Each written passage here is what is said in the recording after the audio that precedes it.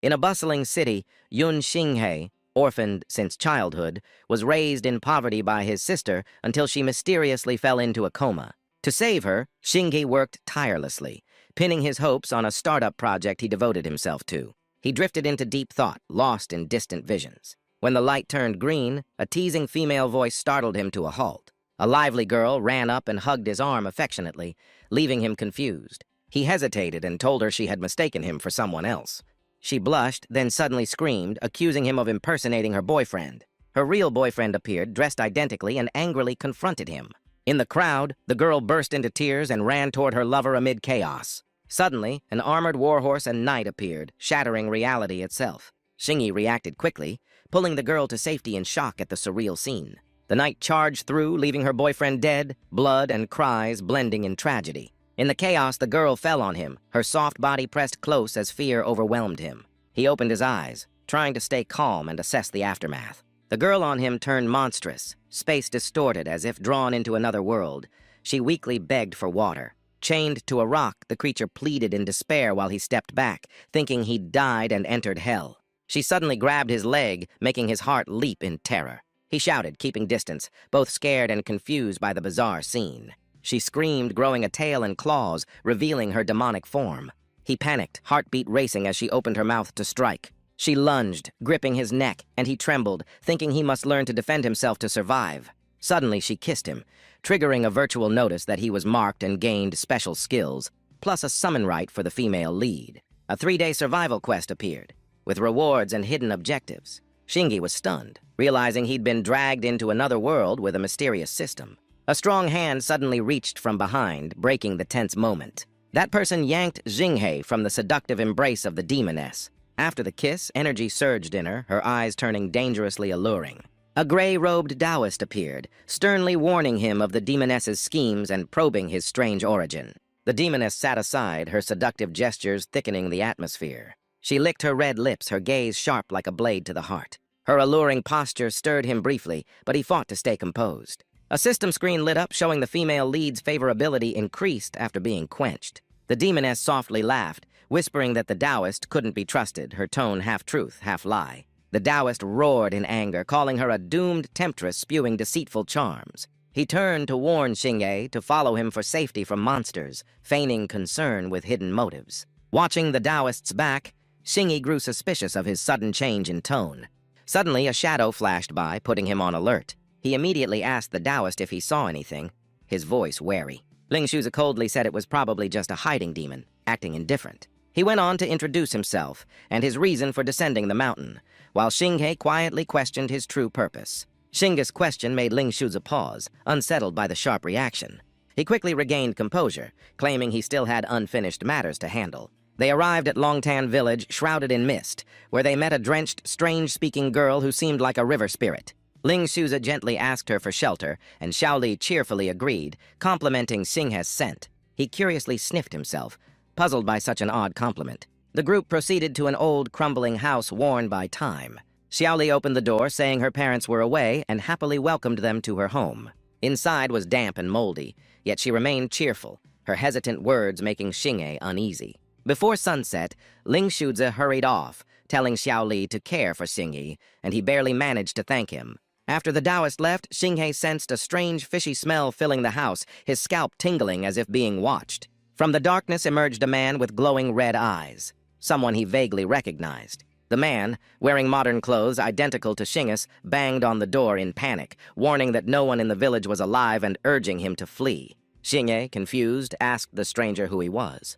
Xiaoli approached innocently, asking who he was talking to as if she couldn't see the man. Ignoring her, he rushed outside, suspecting a hidden plot and that the man might be another transmigrant like him. A system panel appeared, stating that the hidden mission, Find a Teammate, was activated with a 100-point reward. When he looked back, the mysterious man had vanished, leaving him stunned by the impossible disappearance. Soon he was surrounded by red-eyed villagers, dripping wet like corpses, while a strange voice assured him they meant no harm. Turning around, he saw a modern athletic girl leaning against a tree, smiling sharply, guessing he was also from the modern world. Overjoyed to find help, Xinghe stepped forward as the system announced he'd found his second teammate, earning another 100 points. The girl introduced herself as Ngai Xiaoqing, offering a friendly handshake, unaware that the villagers behind her were changing form. The villagers stepped closer, their hungry voices echoing in the dark, revealing monstrous natures that made Xiaoqing recall the warning about monsters in the village. Both realized in shock that all the villagers were actually shape-shifting demons after nightfall. As Xiaoqing tried to plan, gunfire ripped through the air, piercing the demons' heads. The monsters fell in blood and she stared in shock, asking where Xinghe got the gun. He calmly replied it was exchanged from the system with reward points. Each bullet had its own cost. She frowned, confused why he already had points while he realized she hadn't activated her hidden mission yet. Suddenly, the shot corpses jerked up, growling with hateful guttural roars. Xiaoqing trembled, horrified that the fatal shots were useless. The sky turned blood red as villagers morphed into fish-like beasts with fiery eyes. Xiaoqing anxiously asked Xinghe what to do next, but he vanished instantly, leaving her surrounded, screaming his name in fury and despair. Xinghe had already run far, shouting for her to escape, while Xiaoqing cursed him as a coward for abandoning his teammate. Under the blood moon, the demons roared and lunged in a frenzy of hunger.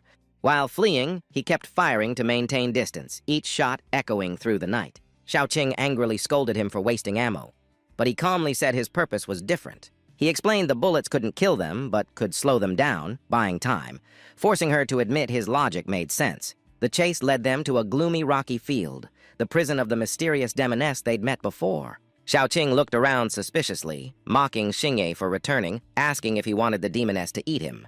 He replied calmly that the real suspect was Ling Shuzi, who had hidden the truth about the demonic villagers. She pondered and gradually agreed, while Xinghe stated the demoness, though dangerous, could be a temporary ally.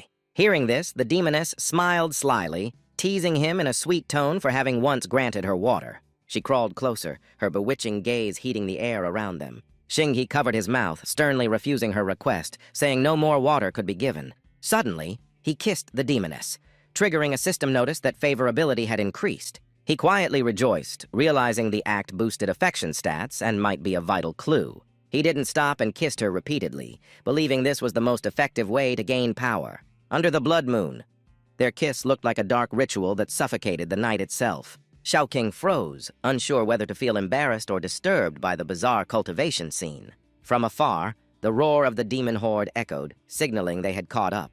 Xiaoqing screamed in panic, scolding him for making out with a demon while danger loomed. Xinghe stopped, panting, disappointed that favorability didn't rise further, muttering in regret that his grind for points was wasted. The demoness, lost in bliss and shy gasps, promised to repay the favor she'd received. She snapped her fingers lightly. Purple flames flared from her fingertips, forming a barrier that scorched the ground and sealed off a safe zone.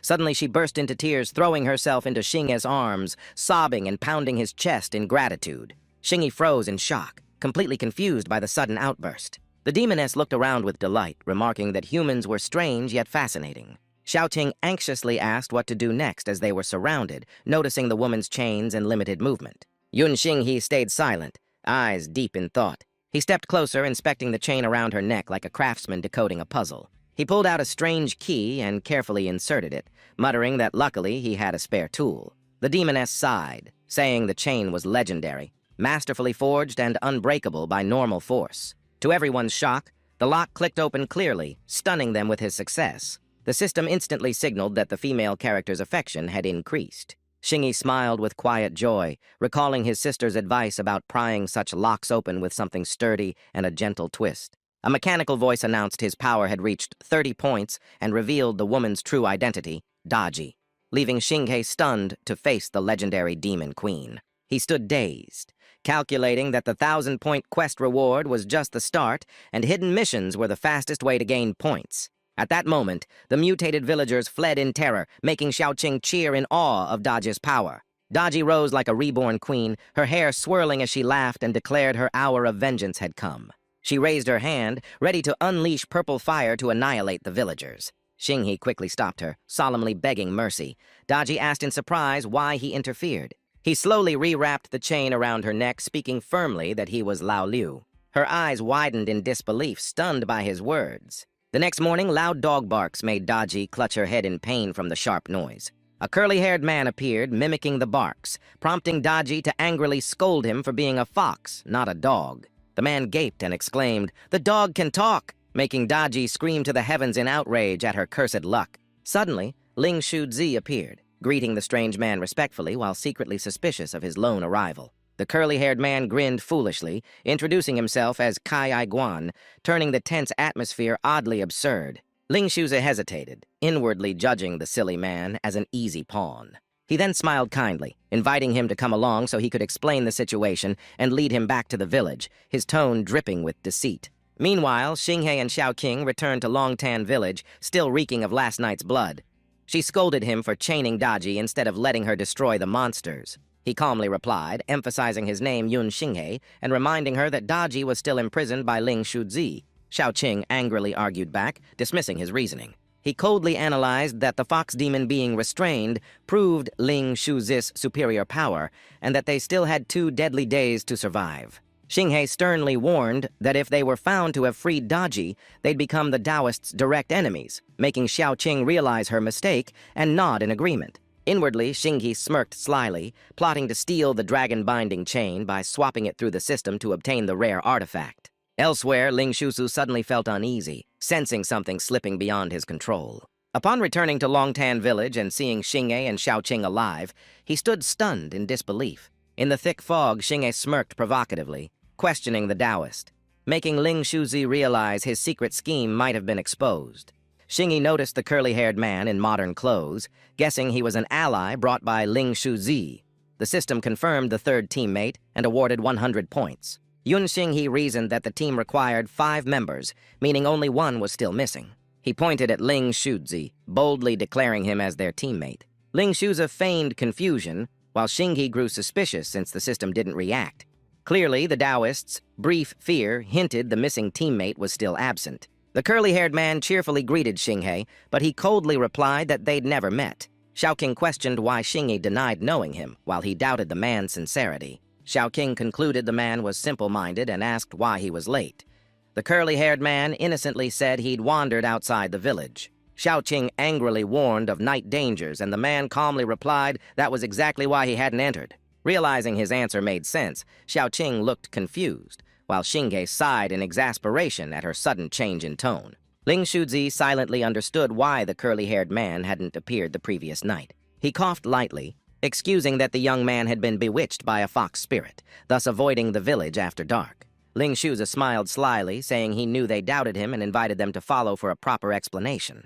He led the group to a waterfall where villagers held a grim ritual, explaining the burial of bodies in black coffins as sacrifices to the dragon god beneath the pond. They believed the ritual allowed souls to be reborn in the eternal realm, and the villagers were now performing that strange water burial. Hiding behind a tree, Ling Shuzi revealed that the villagers actually sacrificed the living to gain power and immortality from the dragon god. He expressed fury at the truth that the dragon god's dark energy had turned the villagers into horrifying monsters. Yun Xinghe suspected the final teammate lay inside the black coffin, making Xiaoqing gasp and ask if it was another transmigrant like them. The system lit up, confirming the 4th teammate and awarding 100 points, filling Xinghe with both relief and dread amid the eerie scene. Xiaoqing whispered that Ling Shuzi's words might be true since she also received points.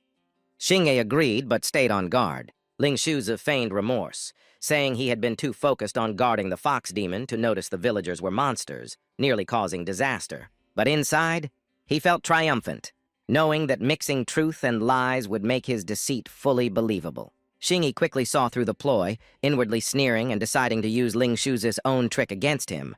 As night fell, a black coffin crashed into the lake, ripples spreading like the breath of death. The villagers performing the ritual suddenly began to deform grotesquely. Their faces turned corpse pale, eyes burning red like embers, and they screamed in horrifying, grief-stricken wails. Xinghe's group clutched their ears in pain, while Xiaoqing covered her face, crying that her ears were about to burst. Ling Shuzi, seemingly immune thanks to his special ability, frowned and muttered about an ancient name, Long Ming, then sneered at the villagers, deciding to let them meet their doom. The female lead swiftly activated her cultivation technique, logically deducing the sound resembled fish fins, and used her nature control art to drive the villagers away. The cold-eyed girl suddenly gripped the Taoist's wrist, suspiciously demanding his real intent. Ling Shuzi's face twisted, uneasy upon realizing the man wasn't affected by the noise, forcing him to act cautiously. He scratched his head with a sly grin, reassuring the others that he only feared her voice might alarm the villagers, while Xiaoqing screamed behind them in agony. The provoked natives quickly spotted them. Ling Shuzi shouted that they had been discovered. He urged everyone to flee before capture. Amid panic, Xiaoqing cursed and begged the Taoist to use his power. She sighed in frustration, thinking he was at least not harming them, while Xiaoqing awkwardly insisted he was just pretending to be bad. She only shook her head at the girl's naivety. Suddenly, a red-haired brute charged in like a storm, muscles bulging, laughing wildly and declaring the hiding game was over. Now it was his turn to hunt. The red-eyed monsters rushed in like mad beasts, roaring fiercely as Xinghe noticed Xiaoqing falling behind. She shouted in anger, and they argued amid chaos. Xinghe sprinted like the wind, grabbing Xiaoqing's wrist to pull her along. She let him drag her through the thick darkness, ignoring the howls behind, grumbling and arguing, yet still urging him to run faster. Beneath the waterfall, hoarse coughing mixed with rushing water echoed like a mournful tune. They reached the ritual site. Xiaoqing doubted their return, but Xinghe calmly said the most dangerous place was often the safest, and no one would expect them back. They entered a cave beneath a rotting tree root, surrounded by damp earth. Xiaoqing noticed Xinghe's pale face and worriedly asked, but he weakly said he was thirsty and dizzy. She examined him closely, like diagnosing an illness, saying he was dehydrated, shocked at how quickly it happened. Xinghe stared into the dark, sensing something there. As they moved, Xiaoqing's foot hit something hard. She bent down and saw a glimmering object, asking if it was a key. The metallic shine caught Xinghe's attention. His hoarse voice warned her to be cautious, feeling someone nearby. Since Xinghe was weak, Xiaoqing led ahead, assuring him she only saw a corpse. He was surprised by her bravery and coughed softly. She calmly touched the body, saying she'd interned as a forensic trainee, so corpses didn't scare her. While she examined it, Xinghe bent down and froze. It was the man he'd met before, the one who had warned him of danger, now dead. Xiaoqing inspected carefully, concluding the corpse was dry yet still warm, with blood seemingly evaporated instantly and the belly unnaturally swollen, as if freshly dead. She noticed police cuffs on the wrist and guessed in shock that he had been an officer named GC, an absurdity in this ancient village. Xinghe gravely said the man was like them, a transmigrant and teammate. Xiaoqing gasped, asking if Ling Shuzi killed him. He shook his head, face serious, saying the man came here on his own. She asked why he thought so. Xinghe pointed to the key as proof, saying Ling Shuzi was too cautious to leave an escape chance. The man must have locked himself. Stunned, Xiaoqing guessed he'd sealed his own death, puzzled by the reason. As she hesitated, the corpse's belly suddenly bulged, then split open as a grotesque creature burst out, screeching horribly. Xinghe instantly pulled Xiaoqing aside, aiming his gun at the monster while she screamed in terror, asking what it was. He focused hard, firing repeatedly, but the creature moved like a shadow, dodging every shot, making her cry out in disbelief. No matter how he adjusted, Xinghe couldn't land a hit, cursing in frustration as the monster's agility terrified him. The creature flicked its tail mockingly, hissing with chilling, taunting screeches. Xiaoqing leaned against a wall, teasing that it was mocking Xinghe, making him flare up, eyes blazing. He aimed to fire, but the trigger clicked uselessly. Xiaoqing screamed in panic, asking if he was out of bullets. Seizing the chance, the monster lunged with a roar that pierced the air. Xiaoqing trembled and screamed in despair, begging Xinghe to tell her the gun still had bullets. He calmly replied that the bullets were truly gone, while she panicked, and he coldly assured her that only the monster would die. Then he drew a new gun, its metallic gleam shining in the dark, aiming straight at the creature. His icy voice uttered farewell as the system announced he had exchanged reward points for a Barrett rifle and ammo, leaving 260 points. The blast thundered. The bullet tore through the air, shattering the beast into pieces, blood splattering across the cave. Xiaoqing gaped in disbelief, stunned that he suddenly wielded heavy weaponry. Xinghe ignored her question, only instructing her to check the monster's remains. She crawled closer, lamenting there was nothing left to analyze except confirming it was a newborn creature. At that moment, Xinghe's face turned pale as he coughed violently, sensing a growing, ominous premonition. Xiaoqing suddenly realized the remains were only human skin and blood, their structure unnatural. Proof the creature wasn't ordinary. When Xinghe saw the glint in her eyes, he asked what she'd found, and Xiaoqing firmly said blood color alone could distinguish humans from other beings. She explained further that human blood had a distinct red hue, while animals might have green, blue, pink, or even colorless blood due to pigment and metal ions. Xinghe gritted his teeth, his face heavy with dread as his worst suspicion became reality. He gravely asked if GC might have been drained dry by a parasitic larva, while Xiaoqing looked worried, puzzled by his gloom despite killing the beast. Xinghe concluded the soaked villagers were likely hosts carrying parasite embryos, which wouldn't kill right away but waited until hatching. He continued.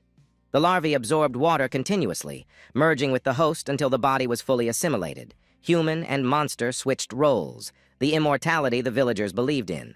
Gazing at the corpse, he murmured like speaking to kin that perhaps the man locked himself away to avoid turning, not knowing the larva would still hatch before death. He coughed harshly, the echo filling the cave, making Xiaoqing realize with horror that he showed signs of infection. Xinghe's face went ashen as he wondered when the parasite had invaded him. Xiaoqing urgently said he needed hydration, reminding him that if they survived 3 days in Longtan, they could return to the real world for treatment. She lowered her head, voice trembling, realizing the only water source was Longtan, the nest of the larvae, leaving her torn with fear. Suddenly her eyes lit up, face flushing from a bold idea that struck her. She stepped quickly toward Xinghe, her intense gaze making him back away, confused and asking what she was planning. Without a word, she placed her hand on his face, solemnly telling him not to move.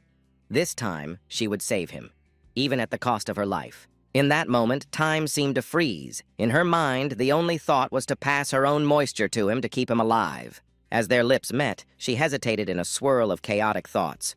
It was her first time, yet she told herself it was only to save him, not out of feeling. Her face flushed bright red as she tried to calm herself, heart pounding like a drum. Pulling back, she shyly apologized for her clumsiness and compared herself to Huli Jejai, asking if he felt any difference. Xinghe froze, looking at her in surprise. Then he chuckled softly, patting her head and gently saying she'd done well, that thanks to her he felt better. Xiaoqing blushed, her heart fluttering. She quickly brushed his hand away, snapping, but with trembling eyes, saying he shouldn't misunderstand. She only wanted to help. Xinghe sighed helplessly, thinking women were truly unpredictable. Beneath the silver moon and the waterfall's murmur, they left the cave, stepping into Longtan's cold, heavy air. Xiaoqing curiously asked why he led her to the lake instead of hiding until dawn. Xinghe replied coldly that nothing guaranteed the villagers would return to normal, while she argued that in theory the monsters appeared only at night, not realizing the villagers themselves were the monsters. Xinghe frowned, suspiciously asking who told her monsters appeared only at night. Xiaoqing hesitated and admitted it was Ling Shuzi. Xinghe's face darkened, eyes wary, realizing the oddity. No one knew for sure about the villagers' timing, and Ling Shuzi's identity was unclear. He stopped, peering into the darkness, reminding her the main mission was to survive 3 days, and the last day would be hardest, like a game's final boss. His calm analysis made Xiaoqing nod. They were near mission completion, but likely facing the boss, so they urgently needed to uncover Longtan's truth. Xinghe asserted that the dragon god worshipped by the villagers, the parasite monsters, and the only water source all originated from Longtan itself. Suddenly, he dove into the cold water, vanishing like a ghost, believing only by descending could he learn the truth. Xiaoqing barely had time to stop him, shouting his name as the surroundings fell silent at his reckless act. 10 minutes passed without him resurfacing, and she stood on the shore, worried about the limits of human breath even with training. Fear surged as she realized too much time had gone by, leaving her panicked and unsure what to do. She clutched her head in despair, recalling that thanks to him she'd survived 2 days, and though she wasn't a strong swimmer, her conscience wouldn't let her abandon him. Her eyes flashed with resolve, thinking she'd given him her first kiss and couldn't bear it if he died like this. She took off her shoes, biting down hard with determination, vowing to dive in and begging him not to die. Then she plunged into the deep water, her hands slicing like arrows as she searched for Xinghe. Reaching the lake bottom, Xiaoqing saw a figure suspended, Xinghe himself, and panicked, thinking he had drowned. She swam to him, ready to give him air even though exhaled oxygen would only buy brief time. In the freezing water, her heart pounded, her trembling hand reaching for him with determination to save him at all costs. She leaned close, preparing to pass her breath to him. Suddenly, a sound startled her as she opened her eyes wide. Xinghe was awake, wearing diving gear, his eyes glowing beneath the water. Xiaoqing blushed furiously, shouting in anger and embarrassment when she realized her misunderstanding. But soon, exhausted from the cold, she fainted, confused why he was wearing diving gear. As consciousness faded, she thought despairingly that she was about to drown.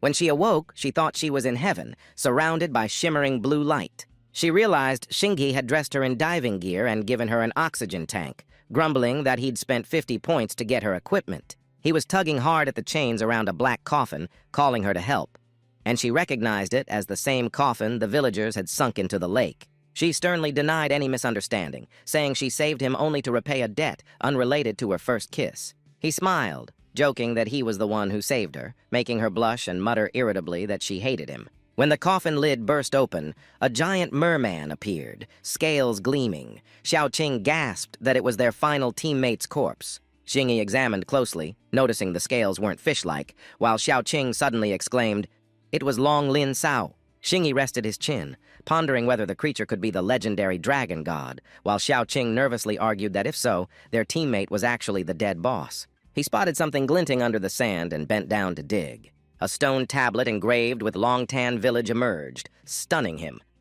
Why was the village sign buried beneath the lake? Xiaoqing turned pale, warning that something was approaching. Moments later, countless red-eyed aquatic monsters surged toward them, surrounding them in the murky water. She clung to Xinghe, trembling, panicking that they were completely trapped with no escape. But he stayed calm, saying there was still a way upward, quickly swimming toward the surface. Xiaoqing shouted angrily that he never followed any plan. She hurried after him through the dark water. Behind them, the fish monsters screamed desperately, pleading to be saved. Xiaoqing stopped, confused, saying she heard human voices from the monsters. He confirmed it wasn't an illusion, as the creatures cried that they had once been human. Xiaoqing shouted in fury, saying it was a lie and urging Xinghe to leave before they attacked. But he remained calm, diving back down toward the mermen, eyes sharp and wary. Xiaoqing screamed for him to stop. He halted before them, speaking in a deep voice, asking if they had all once been villagers of Longtan.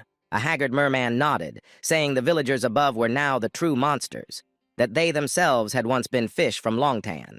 Hearing this, Xinghe's eyes flashed, realizing his past assumptions were wrong. The merman rasped that the villagers had worshipped the dragon god in the pond, unaware the dragon had long died, bound by the dragon sealing chain. After the dragon's death, its flesh and bones were eaten by fish, mutating them into sentient beings.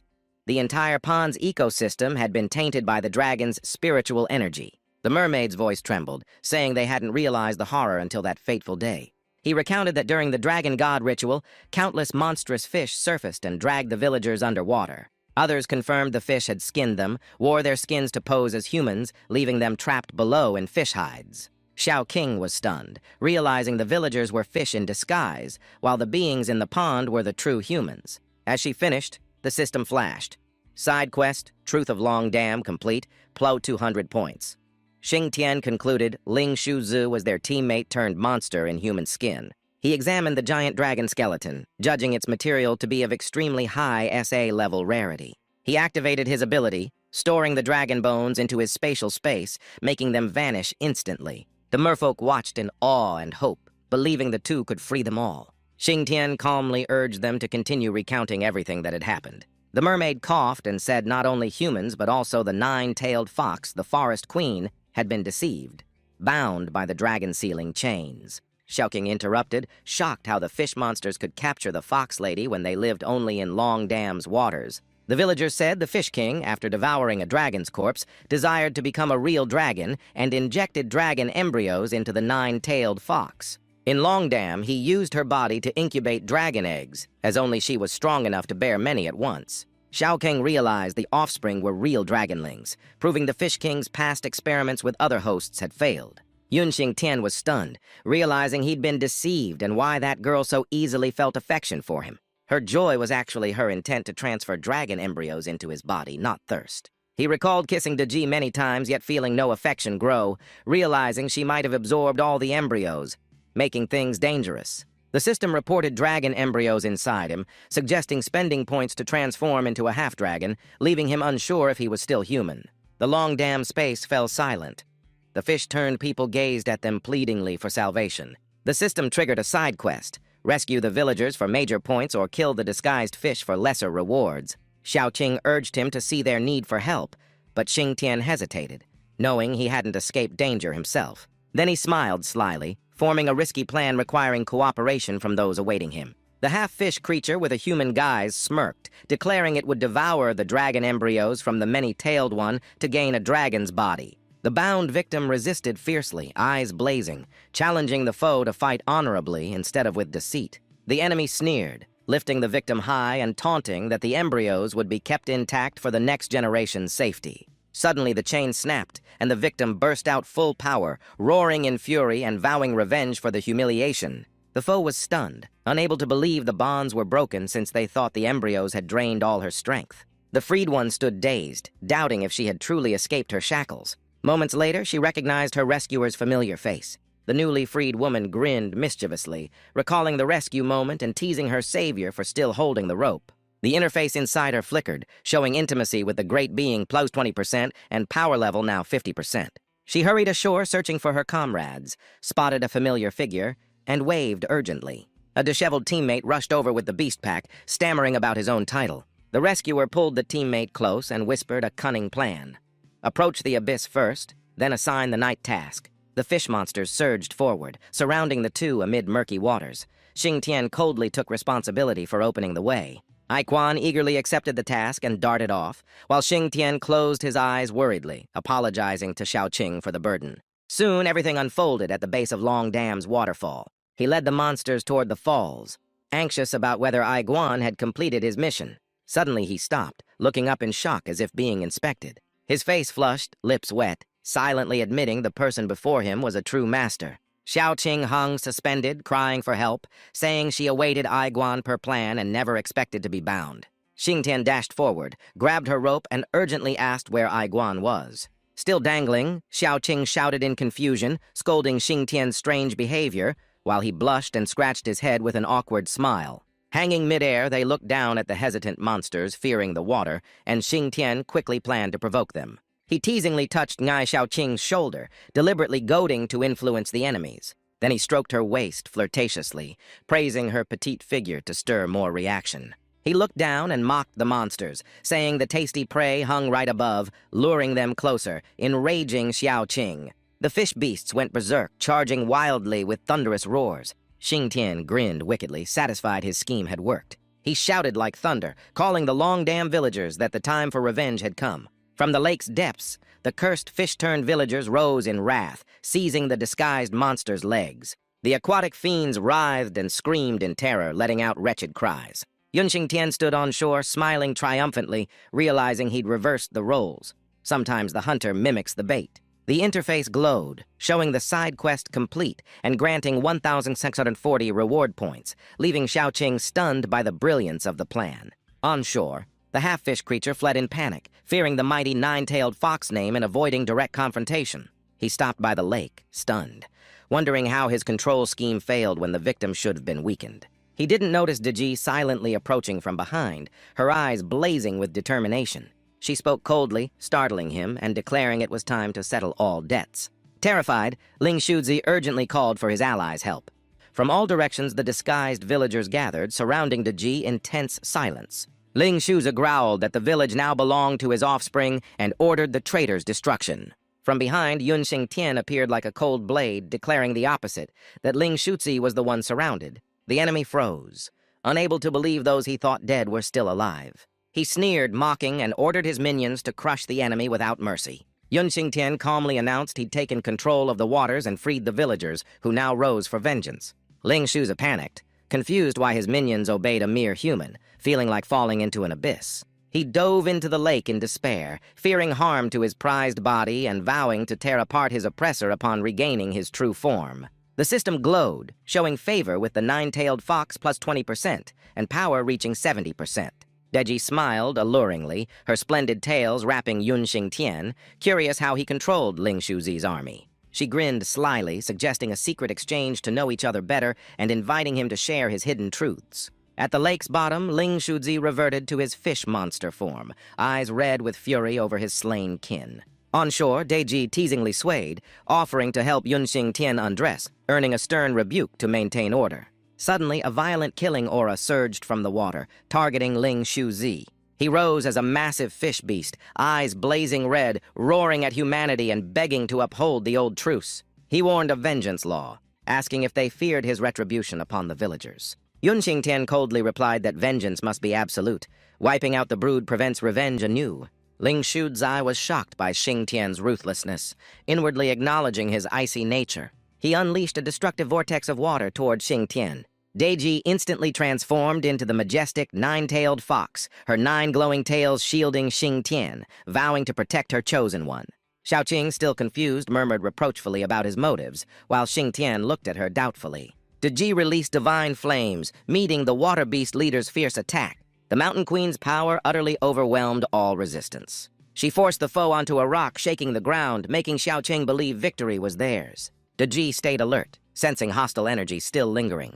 2 giant whirlpools suddenly rose from the water and shot toward her. The water didn't strike but wrapped tightly around Deji, draining her vitality as Ling Shuzi boasted his domain's advantage. He explained that the water terrain gave him absolute superiority, nullifying the fox flames. His scornful gaze shifted to the 2 on shore, implying they were next. The villagers bravely stood up to shield Xing Tian, urging him to retreat while the elders held the enemy back. A chorus of agreement followed as everyone urged him to flee while they faced the danger. Xing Tian was moved, eyes shining with gratitude for their devotion. But suddenly he dashed forward, stunning everyone. They were touched to tears, seeing him stay and risk his life for them. Ling Shuzi coldly mocked human virtue, yet admitted the act exceeded his expectations. He gathered all his power, declaring he would end the fight with overwhelming might as a form of respect. Amid tension, Xing Tian spoke lowly, saying they must eliminate the water source to counter him. From above, Ling Shuzi snarled arrogantly, mocking the dying opponent's bravado. He unleashed a fierce vortex assault, but Xing Tian swiftly dodged, eyes icy and focused. Xiaoli panicked, tugging the village chief's sleeve, trembling for her brother's safety. The chief suddenly understood, pacing anxiously, claiming their benefactor chose death for honor, rallying the villagers to resist humiliation. The villagers shouted in unison, but Xiaoqing quickly stopped them, saying they misunderstood the situation. Ling Shuzi laughed heartily, thinking his foe had surrendered, bored by the lack of challenge. An elder, sensing something off, urged the villagers to halt. A massive whirlpool erupted in the lake, stunning Ling Shuzi as he questioned its source. The system flashed, deducting 200 points for well-drill machine, showing Yunxing Tian's wise purchase. Ai Guan watched amused from afar as Xing Tian quietly revealed his plan, to drill a hidden river and release it at the right time. He turned to mock Ling Shuzi. "The water is drained, so what will you do now?" Ling Shuzi gaped, realizing he'd been played and that his opponent could truly control the waters. He lunged in fury, cursing the despicable outsider and claiming his dominion's power remained unshaken despite the changed terrain. He roared in arrogant supremacy, saying all schemes were futile and had crushed the foe like an ant. Yunxing Tian stared coldly and replied that he was the one meant to end him. He turned to Deji, urgently asking how long she planned to keep pretending to be dead. Deji pouted playfully, saying she only wanted to see him suffer for her, not expecting to be exposed. Xing Tian denied any intimacy, and her sad eyes accused him of hurting her feelings. Ling Shuzi stood tall, laughing mockingly, calling Deji Xing Tian's crutch, analyzing that her fire element weakened her, and questioning what she had left to fight with. Deji solemnly admitted she couldn't win and proposed escaping with Xing Tian into the forest to gather spirit energy and restore strength. Ling Shuzi, in his giant fish form, laughed wildly, declaring they wouldn't escape. This place was their grave, and ordered them to die.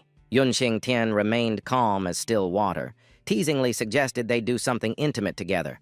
Deji blushed but agreed, thinking it their final moment. She lunged forward eagerly, but Xing Tian panicked, pushed her away, shouting that his words always had a double meaning. He pulled out a controller and urgently ordered Deji to retreat before being buried alive. An explosion erupted, shaking the ground as a thick dust cloud erased all traces of life. Ling Shuzi stared in disbelief, wondering if this was the legendary speaking into reality. From above, voices shouted for the boy, questioning if he was still human. Hidden behind the mountain, Yunxing Tian grinned slyly, thinking it wasn't magic at all. He had simply bought explosives from the trade store and planted them under the cliff, trusting science.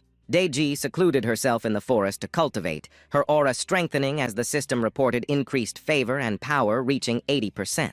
Deji transformed into a colossal 9-tailed fox, her 9 tails glowing as she confidently challenged Ling Shuzi. Ling Shuzi panicked, begging for mercy, hurriedly admitting his faults and pleading for forgiveness. Rain suddenly poured from the sky, making Xiaoqing cry out in alarm.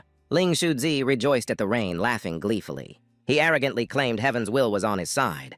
Deji grew furious, cursing the rain for falling at the worst moment. She counterattacked instantly, determined to finish the fight quickly. The rain empowered Ling Shuzi, letting him move nimbly while mocking Deji. His energy surged, channeling the water to boost his entire power. Doddi weakened under the rain, her form shrinking as her demonic energy waned. Ling Shuzi sneered proudly, mocking the fox's fading strength. He began transforming into a dragon, his body glowing with scales and sharp claws. Xiao King gasped while Yunxing Tian realized his transformation was still incomplete. Ling Shuzi arrogantly declared it was evolution, not mere transformation. He lusted to devour the dragon power inside Doddi to become a true dragon. In the dragon pond, he roared that he held destiny itself, shouting, "Fish becomes true dragon," but the result turned grotesque. He morphed into a twisted creature, horrified at his utter failure. From afar, the ancient tree watched with amused curiosity at the pitiful small being. Xiao King was stunned, her voice trembling at the sight of the bizarre, incomprehensible form before her. Yunxing Tian smiled in triumph, reminding that the true treasure had been in his hands all along. He turned and urged Doddi, saying the next move depended on her. The tiny fox, now small as a kitten, curled lovingly in the arms of the ancient tree. Xing Tian was shocked, exclaiming in doubt about the creature's true identity. The twisted being screamed in panic, refusing to accept its failed transformation. He argued this was the dragon's true form and fired a black beam toward the village. Cries of agony echoed everywhere as villagers screamed in terror. The dark light pierced through their bodies, causing them to foam and painfully mutate. Some Longdam villagers were severely affected, their forms twisting into monstrous shapes. From above, he boasted that once the entire village was corrupted, he would become a true dragon and supreme ruler. The villagers panicked, seeking escape as dread engulfed the land. The vengeful creature charged at Xing Tian, blaming the outsiders for his transformation. He threatened to enslave their minds and turn them into machines for his schemes. With fierce resolve, the villagers rushed to surround Xing Tian, forming a protective barrier. They became living shields to defend their benefactor amid danger. A woman's tearful voice pleaded for him to retreat to safety and accept their gratitude. Even as their bodies twisted, they urged him to save himself. Xing Tian turned to call for the village chief. From above, the enemy sneered at human sacrifice, mocking it as meaningless martyrdom. Yunxing Tian steeled himself, willing to gamble his humanity for one last chance. The system activated, consuming 1,000 points to convert the dragon embryo inside him into an incomplete SSS-grade half-dragon bloodline. A golden dragon spirit enveloped Xing Tian, its aura shaking heaven and earth. The system granted the skill dragon scale morph, and Xing Tian murmured its name in awe. He swiftly cast it, forming a golden cocoon shielding the entire village from harm. The system warned the dragon scales possessed extreme hardness. No S-rank weapon or lower could break them. Ling Shuzi sneered amid the chaos, mocking Xing Tian's strength, making him doubt his attack power despite reaching SSS rank. The system coldly announced his current power was too weak. Only basic skills were usable while others remained locked. He Quan watched intently among the glowing cocoons. Gai Xiaoqing hurried over, urging Xing Tian to seal the villagers inside for survival. But he hesitated, worrying about their fate afterward. Using those cocoons, Aiguan suddenly activated the A-rank skilled giant spirit lock, smirking and calling himself the charging boy before rushing in. He unleashed a mighty kick that sent a golden cocoon flying, leaving a long mark across the ground. Ngai Xiaoqing and Xing Tian were stunned, realizing it was the strength of a physical-type profession, not a random move. Ling Shuzi, caught off guard, screamed in panic, demanding to know what technique that was. The strike hit straight into his abdomen, making him howl in pain as his shell lost its former toughness. Xiaoqing cheered wildly, amazed by the attack's power and praising his strength. The villagers of Longdam reignited their resolve. Xiao Li shouted to protect her grandfather, and everyone eagerly joined, determined to smash Ling Shuzi's shell. Yunxing Tian immediately activated Dragon Scale Morph, forming golden cocoons to shield everyone. The villagers, safe within the protective shells, readied themselves for battle. Aiguan carried a dragon cocoon on his back, teasing playfully and startling Xiaoqing. He carried the cocoon containing Xiao Li, who shouted loudly, vowing to destroy the enemy. Aiguan focused his full power, unleashing the ultimate skill Giant Force Fire Launch Gate, blasting the egg toward Ling Shuzi. He lifted another cocoon and used Giant Force Impact Golden Orb as the villagers inside roared their determination to defeat the foe. The twisted dragon was struck repeatedly, gravely injured and howling in disbelief at losing to such abstract physical attacks. Xiaoqing stood dumbfounded, thinking the move was beyond its era, suspecting Aiguan was actually a hidden master. Ling Shuzi, dying, begged for mercy, while Yunxing Tian coldly replied he would grant only half his wish. The monster weakly asked what half meant. Xing Tian calmly pulled the trigger, ending him without another word. After the boss fell, light spread across the village as the system announced hidden quest completion, granting 1,000 points and raising dragon blood mutation to 54%. Xingtian looked at the glowing dragon blood drop in his hand, smiling in surprise at its unexpected hidden effect. The villagers of Longdam knelt, tearfully expressing gratitude and vowing to forever honor his life-saving deed with a monument. They chanted in unison, offering solemn worship to their benefactor. Yun Xingtian stood overwhelmed by the sacred scene, silent as reverence filled the air. Doddi, in her small fox form, suddenly leapt onto Xingtian, startling him, while Aiguan barked playfully to tease. The fox curled in Xingtian's arms, feeling peaceful and admiring his calmness, courage, and alluring indifference. The system reported the nine-tailed fox Doddi's affection rising sharply, her power maxed out, unlocking inverse human codex and allowing the host to awaken a linked profession. In the codex interface, a glowing card revealed Doddi, the legendary great demon queen of Qingqiu, whose beauty and might could destroy nations. Her title passed through generations. Yun Xingtian wondered what profession matched Doddi. Then the system declared he had awakened his second job, an incomplete S-rank illusionist. The system explained that illusionists excel in enchantment and deception, blending reality and illusion to dominate the battlefield. Yun Xingtian pondered the concept of unevolved genes, then set it aside, deciding not to dwell on it now. He gently asked the villagers about Xiao Li's whereabouts. Everyone worriedly murmured that she had been there moments ago, but was now gone, at the base of the ancient tree at the village's edge. Xiao Li sat sobbing, tears streaming endlessly. Xingtian approached softly and comforted her. She choked out that everyone rejoiced in victory, yet she knew the chief and many others would never return. She cried louder, saying even brother Xingtian would leave, leaving him speechless and unable to console her. He pointed to the sky with a gentle smile, telling her to look up. She gasped and wept as her grandfather's figure appeared among glowing clouds. Before Xiao Li's eyes, the illusion of the village chief appeared vividly. She exclaimed it was celestial magic, while Xingtian smiled kindly, explaining it was a 3D projection. The system deducted 100 points, leaving 100,600. The girl burst into tears, rushing into the image and calling out in grief. The illusion smiled kindly with open arms. Xingtian watched quietly, sighing as he realized life's value and that hope alone kept people moving forward. Xiao Li touched the image but passed through it, panicking in confusion. She trembled, asking if her grandfather had caught some strange illness. The old man's image slowly faded, his gentle voice urging her to behave and care for herself while he was away. As the figure vanished, Xiao Li cried out for him. Heartbroken, she couldn't say everything she wanted. She collapsed, sobbing in despair. Xingtian knelt, patting her head, telling her to live well and grow strong after he left. The system chimed. Main quest survive in Longdam Village for 3 days complete, granting plus 1,000 points. Golden light enveloped Xingtian as he prepared for teleportation. He smiled and waved goodbye to Xiao Li. She softly replied, honestly admitting she knew the chief was gone, but remained grateful, moving Xingtian deeply. The system confirmed the Destiny host's body remained intact. No reconstruction required. A 6-winged god in Greek armor appeared above, praising the group for their rare survival rate. A massive mech descended from the sky, collecting Xingtian's team toward the energy gate. Xiaoqing, confused, asked why they weren't returning to the real world as planned. Xingtian gazed at the huge crystal sphere supported by wings, whispering in curiosity if it was a form of ancient magic. Aiguan approached the orb, joking that it was a girl, and urged Xingtian to touch it, while Xiaoqing coldly refuted his nonsense. Ignoring her, Aiguan hugged and shook the orb. The system instantly spent 1,000 points for 10 special-grade D bullets, and he cheered for his new weapons. Xingtian held his head in exasperation as Xiaoqing gasped, hearing a female voice from the orb, while Xingtian groaned about the costly exchange. Both grew curious to experiment. Yun Xingtian excitedly guessed it was a skill exchange station and invited Xiaoqing to touch it together. The orb identified them as destiny bearers, rated their combat at grade B, began gene replacement, and unlocked job transfer rights. A warning stated each destiny bearer could possess only one profession. Golden wings unfolded around Xiaoqing, shining brilliantly. After a long moment, the wings slowly opened. Xiaoqing appeared in a seductive doctor's outfit. The system declared her awakened as a B-rank wicked healer, expert at crafting strange medicines with possible side effects.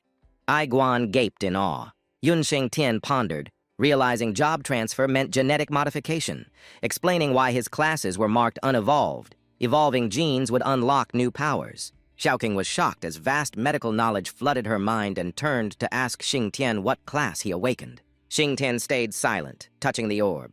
Xiaoqing pouted angrily, accusing him of stinginess even though they'd done that together, then ignored him to keep exploring.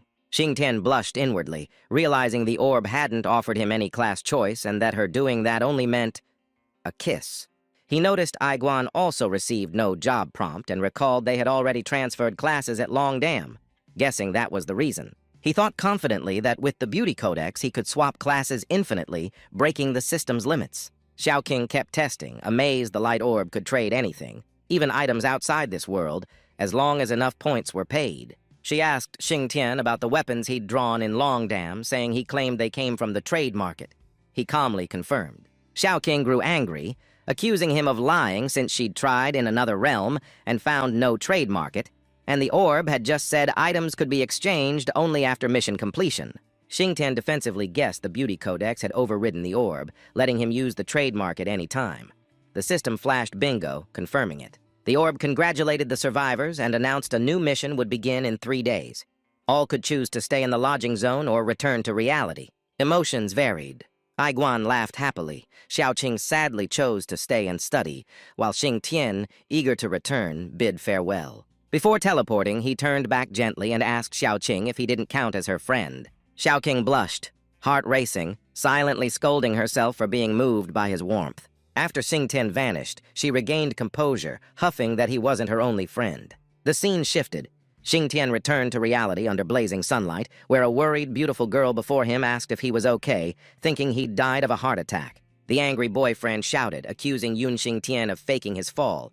The girl softly calmed him and took the blame, but he kept scolding. Xing Tian quietly stood up, realizing time in the other world didn't sync with reality, and no one could see what he'd experienced. He raised a hand to block the sun, vaguely recalling Xiaoqing's last words but not fully hearing them, deciding to ask next time as he hurried to visit his sister at the hospital. The traffic light turned red. A truck suddenly sped forward toward the girl, making her scream for help. Xing Tian moved instantly, pulling her aside and activating illusion magic. A giant elephant appeared, blocking the truck and absorbing the impact's force. The system explained that the basic illusion skill had 2 evolution paths. 1, transform oneself into another creature, gaining 50% of its traits. 2, summon an external spirit form that retains human shape but wields 70% of the creature's power. The rescued girl's eyes sparkled with admiration at his strength. When the truck stopped, Xing Tian released her. The boyfriend angrily demanded how long he planned to hold his girlfriend. The truck driver trembled, stunned that Xing Tian had stopped the vehicle barehanded, doubting he was human.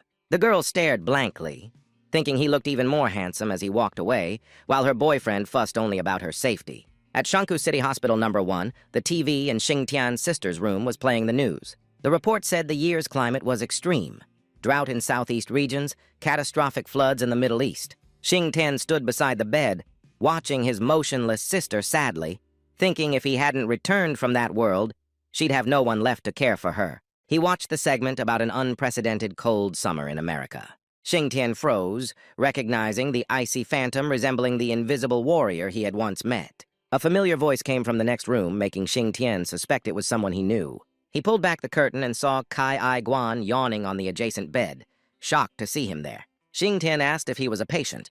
Guan laughed and said no, making him think of the nearby mental ward. He cautiously asked again, suspecting Guan might be his sister's doctor, though inwardly fearing he was just another affected lunatic. Guan cheerfully waved a certificate proving he was indeed a patient and proudly dug it out to show. Deputy Director Long Yue entered sternly, asking who was Xing Tian.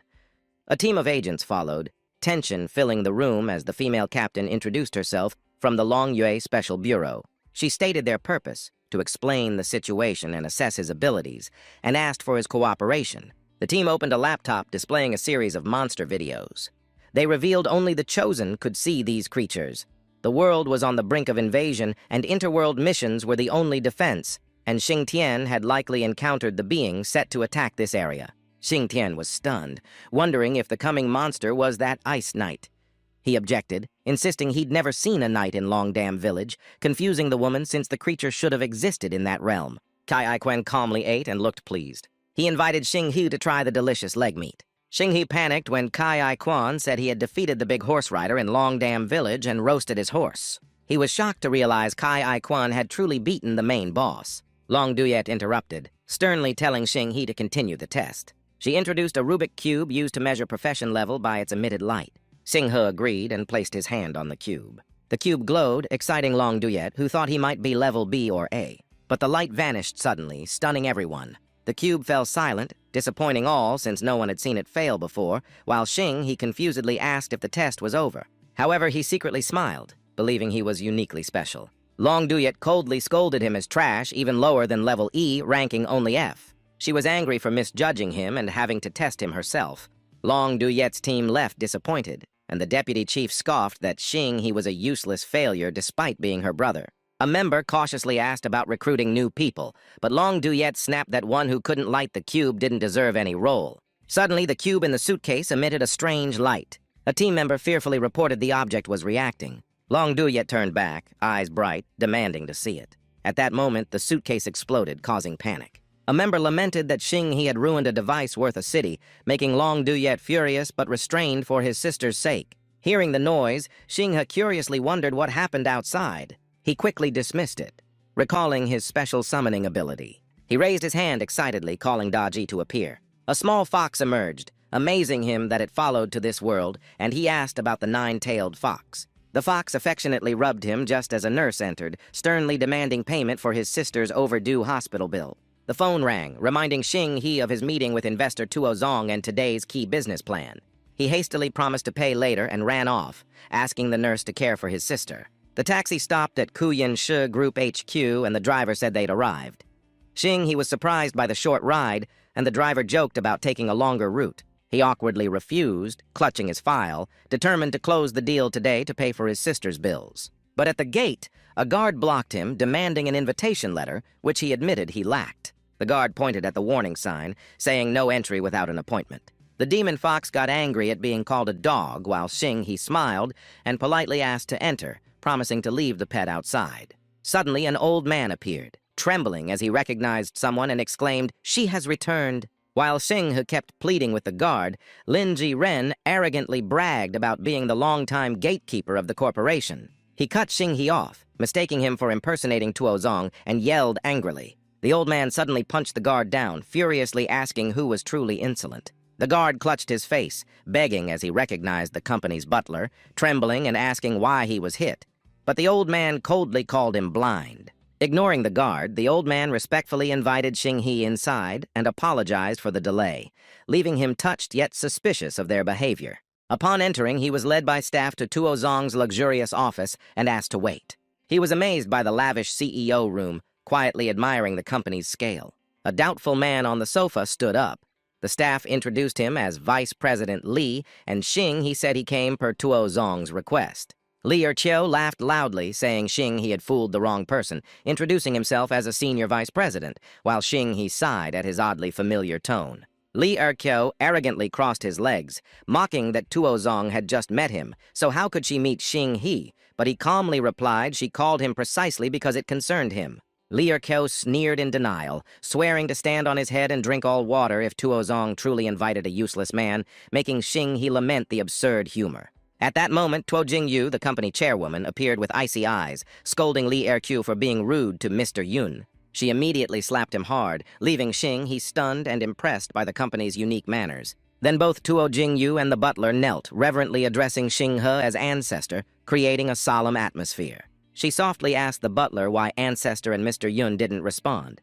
Zhao whispered that the ancestor was now non-human and couldn't speak, suggesting proper behavior. Tuo Jingyu pondered, then seemed to understand, thinking the ancestor hid his identity to avoid attention, and respectfully looked at the fox. She suddenly barked woof woof as a sacred greeting ritual. Zhao was stunned, believing it to be the master's legendary ritual, further convinced Tuo Zong was profoundly wise. He quickly pushed Xing He outside and shut the office door. From inside came Tuo Jingyu's cheerful voice and music, telling staff to let Mr. Yun wait outside. Li Erqiu knelt trembling in awe, viewing Xing He as a great master who could make Tuo Zong seem divine. Meanwhile, inside, Tuo Jingyu respectfully flattered the fox Doddi in a soft tone, continuing to bark woof woof woof woof to show loyalty. The demon fox grew furious, stomped on the desk, and shouted it was a fox, not a dog, lecturing the Tuo family descendants on its sacred dignity. Tuo Jingyu panicked and soothed, recalling the ancestors' grace that once blessed the Tuo clan's prosperity, while Doddi waved dismissively, telling her to stop flattering. The demon fox called Tuo Jingyu back and ordered her to handle an important task. She whispered secret instructions, and Tuo Jingyu solemnly promised to fulfill the duty wholeheartedly. After that, Tuo Jingyu carried Doddi out of the office. She smiled and told Xing He that his plan was approved, and cooperation officially began, still cautious not to offend the one protected by the ancestor. Doddi jumped toward Xing He. He caught her and asked about signing, but Tuo Jingyu said no need. The entire Qingqiu Corporation was now his to use. She ordered Butler Zhao to escort Xing He home. He respectfully obeyed, while Xing He found their actions utterly baffling. Dusk gradually fell. The city bathed in peaceful evening light. The car stopped before a luxurious mansion. Xing He was shocked it wasn't his home, and Zhao smiled, explaining the whole villa district was now under his name. Still stunned, he stepped out while Zhao quickly drove off, telling him to rest early so he could report back to the young lady. Standing before the estate gate, Xing He was confused, suspecting the company was mocking him by gifting vast property without contracts. He entered, thinking he shouldn't accept reward without merit, but decided to bathe and rest to prepare for his next world journey. After bathing, Xing He sang while anxiously searching for his pet in the large house, afraid it had slipped into another world. Suddenly, Tuo Jingyu appeared on the bed in alluring attire, sweetly inviting him closer, saying she'd waited long to share something pleasant. The sight made Xing He blush, panicked, and breathless with confusion. Tuo Jingyu shyly admitted she was testing his character, worrying about her inexperience in love and begging the ancestors' forgiveness if she failed. She gently urged him not to hesitate, but Xing He nervously asked to leave so she could change, doubting her true intentions. As he turned, he tripped on a towel and fell toward the bed, making the situation awkward. Their faces were only centimeters apart, making her blush and complain about men's hearts. Xing He hurried to explain, insisting he wasn't lustful and humbled himself to avoid trouble. Tuo Jingyu was astonished by his modesty and elevated him to a noble rank, declaring anyone insulting him was gravely disrespectful. Doddi angrily leapt in, scolding the gullible fool and showing clear irritation with this test. Xing He pushed Doddi aside, asserting by instinct that the lady was trustworthy.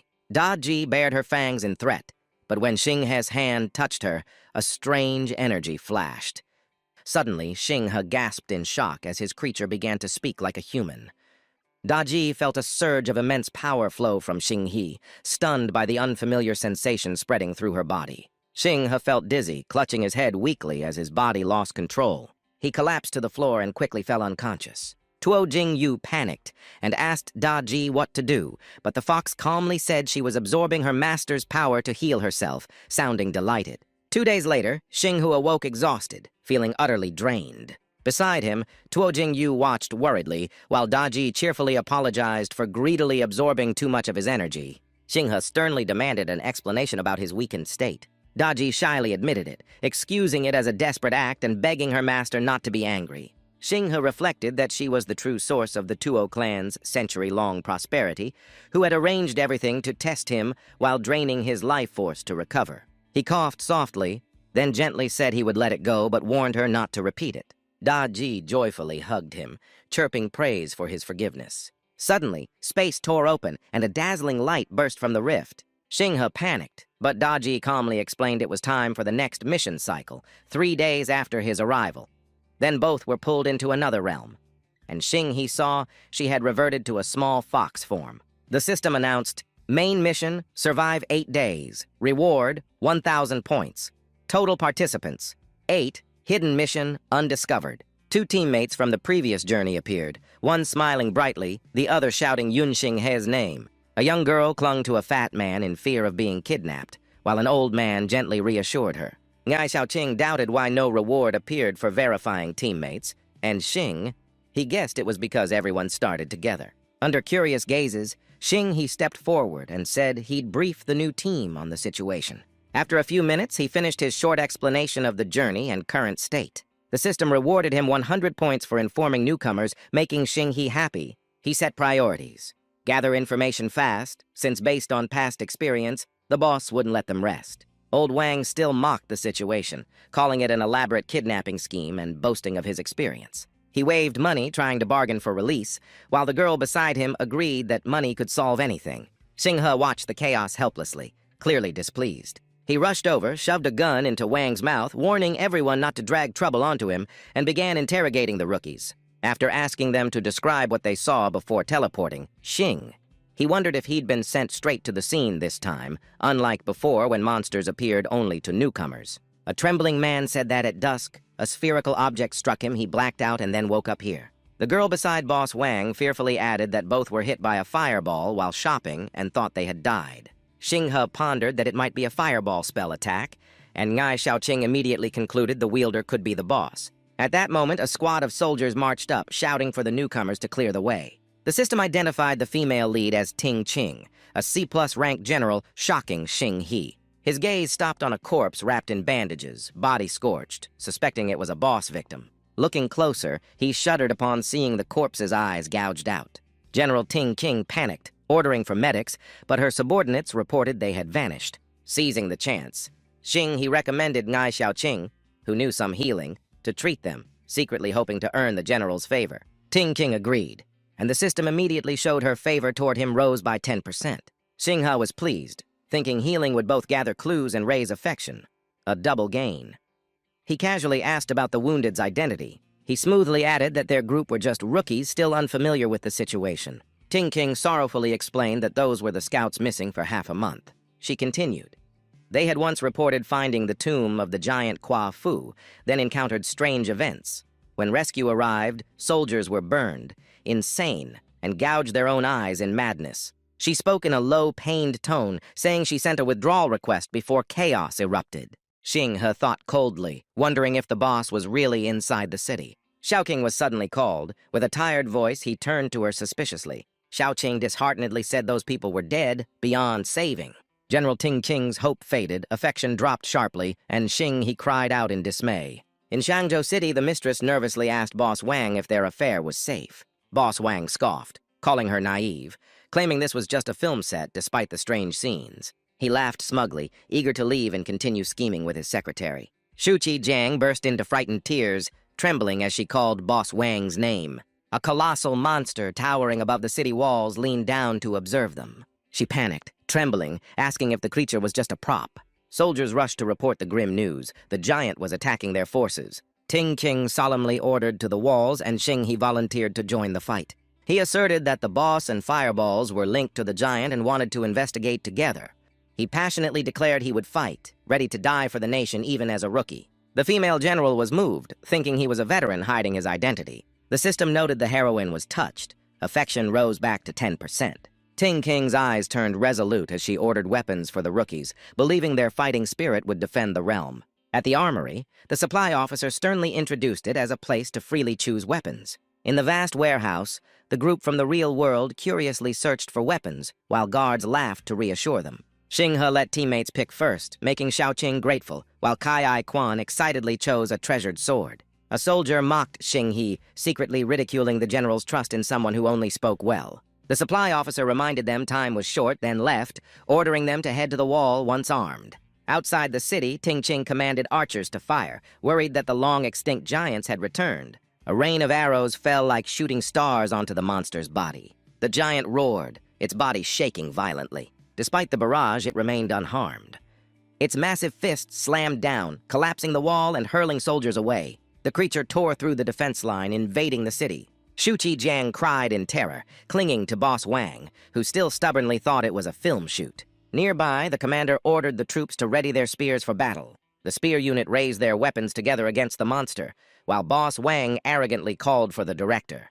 A signal sounded and thousands of blades flew, making the monster howl in pain. It swept its arm, knocking soldiers down, and Ting Qing fumed as the situation spiraled out of control. A soldier reported weapons were useless, so Ting Qing angrily ordered the divine cannon to the front. Subordinates groaned about removing the cannon from the city, complaining others ignored orders and urging action. Ting Qing grew suspicious of the missing rookies. The supply officer confirmed they hadn't arrived, making her fear they had fled. She looked disappointed, thinking she had overestimated a man full of empty words. The system reported the heroine's disappointment, affection down 10%, now 0. Wang Dahai and his secretary panicked as they checked the corpses, and Boss Wang slowly realized this wasn't a film set. Someone reported the creature had noticed them. Outside, Wang Dahai pretended to be brave but was deeply shaken. He shoved the secretary back, deceitfully calming her while scheming to escape alone. The monster reached out and grabbed the secretary in its huge hand. She screamed in despair, cursing Wang Dahai for causing their doom. Wang Dahai sneered coldly, valuing money over life and calculating profit even now. The monster mercilessly crushed the secretary on the spot. Mulan was startled, ordering an urgent report. The cannon team had returned empty-handed. Soldiers panicked, saying the cannon was too heavy to move and the armory was empty, shocking Mulan. News of the vanished supplies filled troops with despair. Many lost the will to fight. A commanding voice from behind declared there was no need to flee, as a solution still existed. Yunxing, he appeared confidently atop the wall, saying he had arrived in time, moving Mulan as he stopped some veterans from retreating.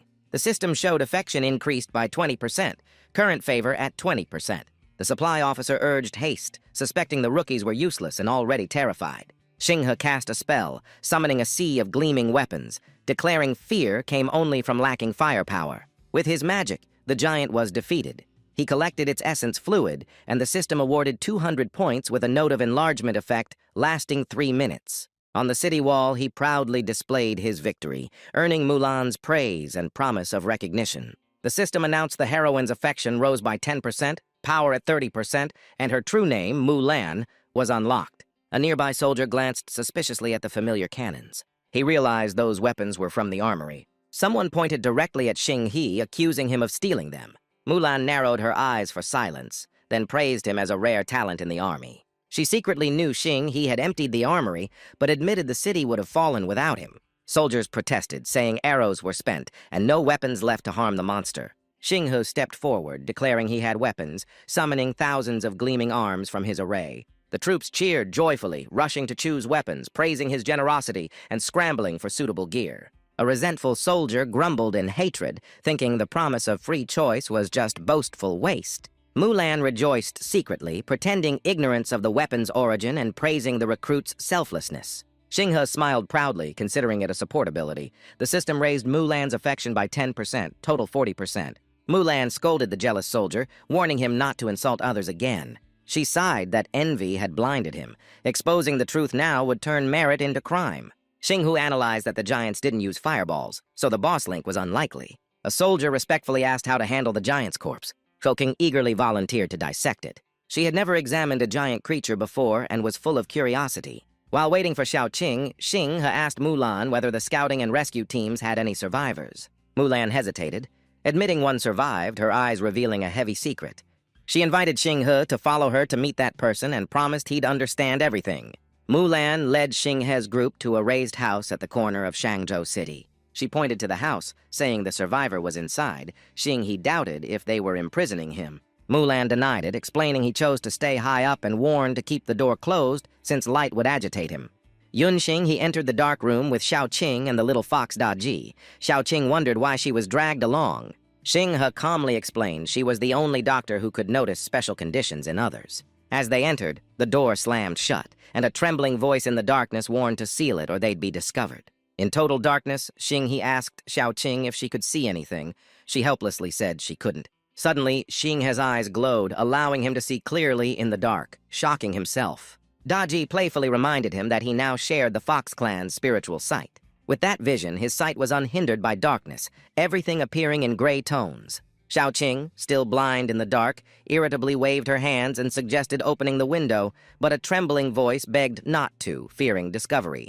Xing He grabbed her hand to stop her, calmly reminding her of the general's warning. With his spirit sight, he saw a soldier cowering in the corner, stammering that they shouldn't trust their eyes since they were being used to watch. The soldier's tearful state made Xing He thoughtful.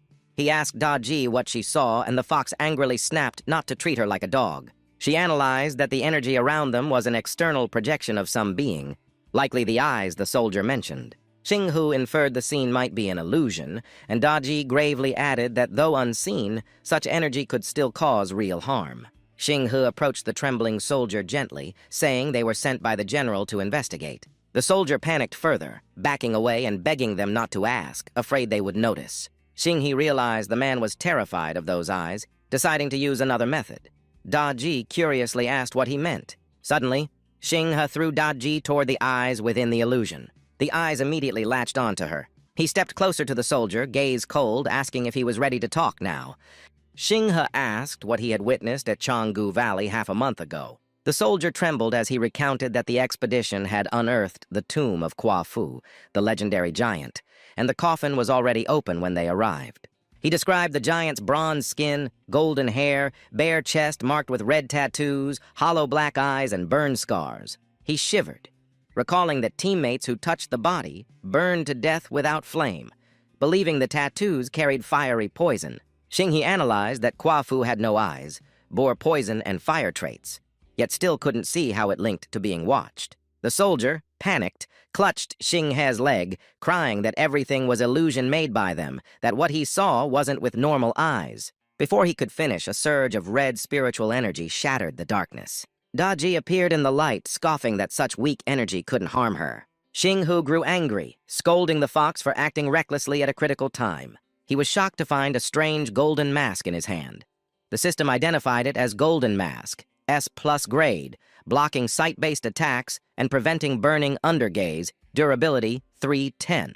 Xinghe doubted it, thinking it absurd that such a mask could even resist sunlight. Two thick curtains couldn't block that, wondering if S+ gear could really be so limited. Then he realized the soldier had vanished. A sense of danger surged, and he dashed outside to search. He saw the soldier on the city wall, eyes gouged, blood covering his face, desperately saying the mask was found in Kwa Fu's tomb and urging him to keep it safe. It would be vital later. Xing. He called out for him to stop, still confused. But before he could finish, the soldier jumped, shouting that they had taken control of his body and that he had long wished to die. He confessed he survived by abandoning his teammates, sent to rescue them, but instead fled, and now sought to follow them in death, finding life meaningless. Before falling, he warned Xinghe not to trust his eyes, for they used them to watch, smiling faintly as he revealed the truth lay with Kwa Fu. Yunxing, he slammed his fist against the wall in regret for failing to save him right before his eyes. Doddi worriedly asked what her master would do, while Xiaoqing sadly said the fox couldn't understand the greatest pain of humans. Doddi playfully replied that it was the pain of watching life fade away while being powerless. Xiaoqing was stunned that the fox spoke human language. Doddi irritably bared her fangs, declaring she was a fox, not a dog, and scolded her for missing the point. The fox then seriously reminded Xinghe that their clue had just been cut off, but Xiaoqing softly smiled, saying it wasn't completely lost. Xinghe curiously asked, and Xiaoqing slowly explained that the soldier's words about watching eyes might hold partial truth. She seriously analyzed that human eyes have their own immune system, distinct from the body's, so injuries could affect the entire immunity. She paused sharply, adding that some believed eyesight was a parasitic form, and during the giant's autopsy she found its eyeballs fully necrotic, proving it was blind. Xinghe's eyes lit up, deducing the boss might relate to the eyes, and that its fear of light could mean fear of the light those eyes perceived, while the soldier's last words about the truth in Kwa Fu remained a mystery. He recalled the legend Kwa Fu chasing the sun, gazing at the vast sky to determine his next direction. Beneath the city walls, under Mulan's order, the soldier's body was buried, and the army bowed in mourning. The three, Xinghe, Xiaoqing, and Doddi, stood silently as he murmured over the cryptic phrase, Kwa Fu, sun chaser. An old man with glasses approached, telling how the northern giant tribe once followed Kwa Fu, living in harmony with nature atop cloud-touching mountains. When the earth burned and crops withered, Kwa Fu pitied his people and vowed to chase the sun to make it obey mankind. Despite warnings, Kwa Fu departed and finally collapsed from exhaustion, unable to catch the sun. A two-toned-haired girl interjected with a smirk, saying she'd heard another version. Kwa Fu actually caught the sun, fought it, and the giant tribe, the ancestors of humanity, were born blind. The girl, eyes distant, continued that at Sheng Valley grew the Fusang tree. Kwa Fu crossed mountains and rivers to chase the sun there, beginning the battle of life and death. She smiled dramatically, saying when the sun set, fire poured onto Kwa Fu's face, burning 2 holes, from which humans gained eyes, foreign organs passed down generations. The old man with glasses objected, claiming the sun in the myth might not be the real one, but an alien race, and that both Ho Yi and Kwa Fu legends symbolized resistance against invasion. The old man slowly concluded that if that version were true, ancient humans had failed and were parasitized by the sun, with their eyes being the parasites themselves. Xinghe was shocked, asking if humans originally had no eyes and that sight was just alien life breeding within them. Xiaoqing panicked in disbelief. The old man wiped his glasses, smiling to reassure that it was only a theory based on legend, and since they were outsiders to this world, they were safe for now. Xiaoqing sighed in relief, scolding him for not saying so sooner and nearly scaring her to death. But just as she finished, heavy footsteps thundered like waves from afar. A squad in golden armor resembling Mulan's troops suddenly surrounded Xinghe's group, shocking everyone at what kind of safety this was. Xiaoqing whispered angrily to Xinghe, asking if he noticed something missing. She shouted that it was Kai Quan. He had vanished without anyone realizing. Mulan recognized the man in golden armor and sternly questioned why golden armor, the Khan's royal guards, appeared here instead of guarding the palace. Commander Ling Tian angrily pointed his sword at Xinghe, accusing him of pushing their soldier off the tower, declaring that the Khan had ordered the threat eradicated by nightfall and any killer of royal troops must be captured or slain. Mulan instantly blocked Ling Tian's blade with her hand, bleeding as she declared the soldier had fallen himself and Xinghe's group was innocent. She inwardly doubted how the Khan learned so quickly, puzzled by the court army's immediate arrival. Ling Tian coldly accused General Mu of shielding them, implying she was also involved. She stayed silent without rebuttal. Xinghe calmly told Mulan to let him handle it, but she worried since Ling Tian was the Khan's proud bodyguard trying to frame them. Yun Xinghe gently yet firmly advised Mulan to protect herself, lest Ling Tian bully her later in the palace. He cast a spell, facing Ling Tian coldly, saying he would handle it personally, and suggested a private talk. Xinghe transformed into a black wolf crackling with lightning, fierce and imposing. Ling Tian was beaten until he screamed and begged for mercy, admitting his fault. After the beating, Xinghe calmly reverted to human form, joking that their conversation had gone well. Mulan stared in disbelief at Ling Tian's wrecked state. Ling Tian trembled flatteringly, praising Xinghe and vowing loyalty and service. Mulan smirked inwardly, thinking he was quite reasonable, beaten so badly even his mother wouldn't recognize him. She felt drawn to that strength. The system recorded Mulan's empathy, affection rising to 50%. Xinghe feigned surprise, and Ling Tian hurriedly changed tone, humbly calling himself Xiao Ling and offering to guide them to the palace. Mulan worriedly warned Xinghe to be cautious before the Khan, an ageless being of 300 years with unfathomable wisdom and power. Xinghe was astonished to learn the Khan was 300 years old, suspecting he was immortal, and thanked Mulan for the warning. Mulan grew uneasy, fearing the Khan had been watching them since the start, since she hadn't even reported yet. A soldier rushed in breathlessly, saying there was an urgent matter to report. He reports no new recruits, but a strange, unidentifiable corpse is found at the training ground. Mulan is stunned. The soldier says the corpse's clothes differ from townsfolk and match the fake recruits. Mulan realizes something horrifying. Ling Tian leads Xinghe and the others into the capital, heading straight to the Grand Hall. On the high throne, the Khan wears iron armor and a mask, resembling a metal statue. His deep voice greets Ling Tian.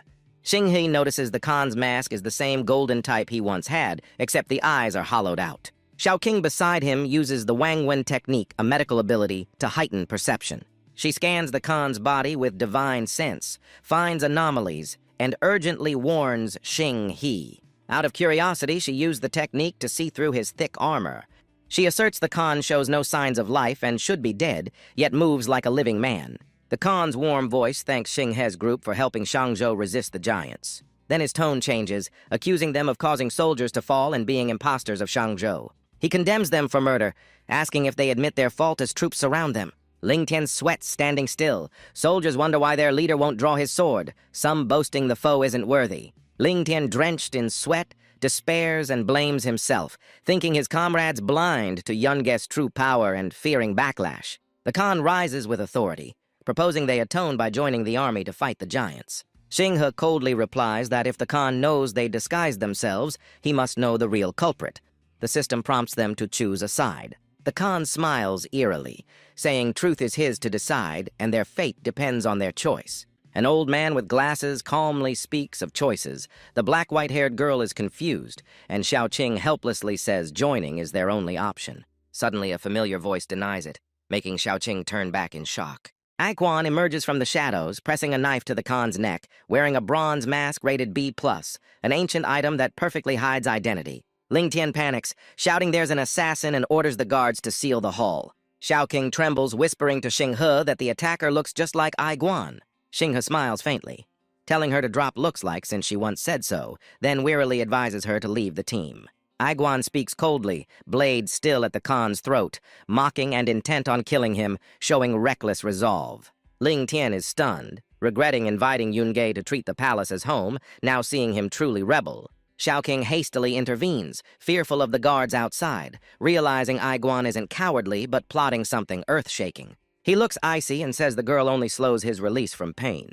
The troops surge forward like roaring waves. The massive foe breathes fire, gleefully showing intent to kill me. With disdain, I refuse to be humiliated. He glares, spewing fire toward Xing He's group, warning that obedience brings prosperity and defiance means death. Xing He and Xiao Qing are stunned, wondering if this fierce man is the leader they've sought. Without hesitation, Xing He releases Lin energy, fires a golden beam, then turns away. A giant figure with long legs suddenly appears before him.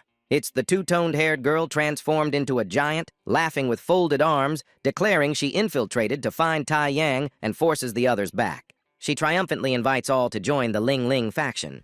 The system displays a faction choice, warning rewards differ, so think carefully. Xiaoqing murmurs softly, wondering if they still have any way out. She feels uneasy under the gazes of Xing He and the old man, sensing their condescension toward her inexperience. Under a fierce stare, flames erupt. Ling Ling rages as her power is drained by that person's eyes. Aiguan collapses exhausted. Xiao Qing anxiously asks Xing He, who decides to join the giant faction and asks Ling Ling to lead. The system confirms their entry into the giant faction. Ling Ling lifts them in her huge hands while Xiao Qing worries about him. Yunxing He firmly says hell delay the pursuers and tells everyone to leave and shut the gate. Only two remain facing each other, Yunxing, He, and Ling Tian. Ling Tian panics, mind in turmoil. If he doesn't strike Yunge, he'll be punished, yet he lacks the power to win.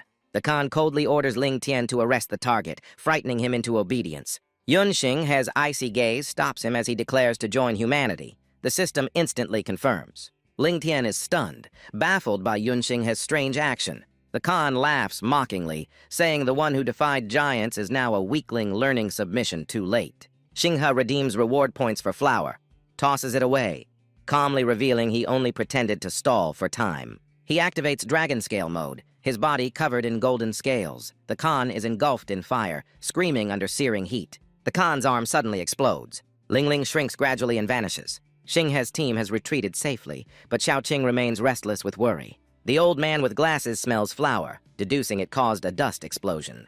The ground quakes as smoke spreads everywhere. The dragon egg containing Xing He shoots straight toward Mulan's camp. Mulan soaks in her bath, pondering Yunxing He, sighing at her needless worry. Suddenly, the egg crashes into the tub, splashing water across the room. A soldier panics, reporting a massive explosion in the royal palace. Terrified, the soldier sees Mulan holding a large egg, stammering that she's laying it. Mulan, enraged, hurls a dipper of water at him and orders him out. The dragon egg shell fades away and dissolves. Xing He appears, forcing a smile as he greets Mulan after the unexpected encounter. The system reports Mulan's favorability rising, leaving Xing He confused about why. He scolds Doddi for causing the awkward scene, but she only laughs and slips away saying goodbye. Doddi inwardly sulks at being called a dog, while Xing He avoids her gaze in embarrassment. Mulan glares, uncovered, demanding to know why Xing He barged into her tent at night with impure intent. Xing He panics, hastily explaining and asking the general to keep her distance. Mulan blushes, thinking that if Xing He is stronger than her, Shangzhou can be saved. She provokes him boldly. She steps forward and gives him a passionate kiss. Her voice turns seductive, teasing Xing He's ability, angering him until he decides to stop holding back. Xing He bows slightly, apologizing for his offensive act. The two entwine through the night, causing gossip among soldiers outside the camp. A soldier hears strange noises, fearing a natural disaster. His comrade jokes it's a human-made one, implying intimacy. At dawn, Mulan and Xing He talk as she smiles and accepts him. She gently helps him dress, calls him husband, eyes filled with affection. The system announces Mulan's favorability maxed out, unlocking the legend Mu Clan Fortress, telling their tragic origin. Mulan sternly warns that a stranger has infiltrated Xing He's ranks. He reassures her to stay calm, saying he will handle it. A soldier rushes in, reporting the giant's assault once again. Mulan immediately orders defense with Xing He on the city wall, trusting his combat experience. When Xing He stops her, she painfully reveals the Mu clan's traitor was her own brother. She vows to fight to cleanse her family's shame, loyal even unto death, never betraying.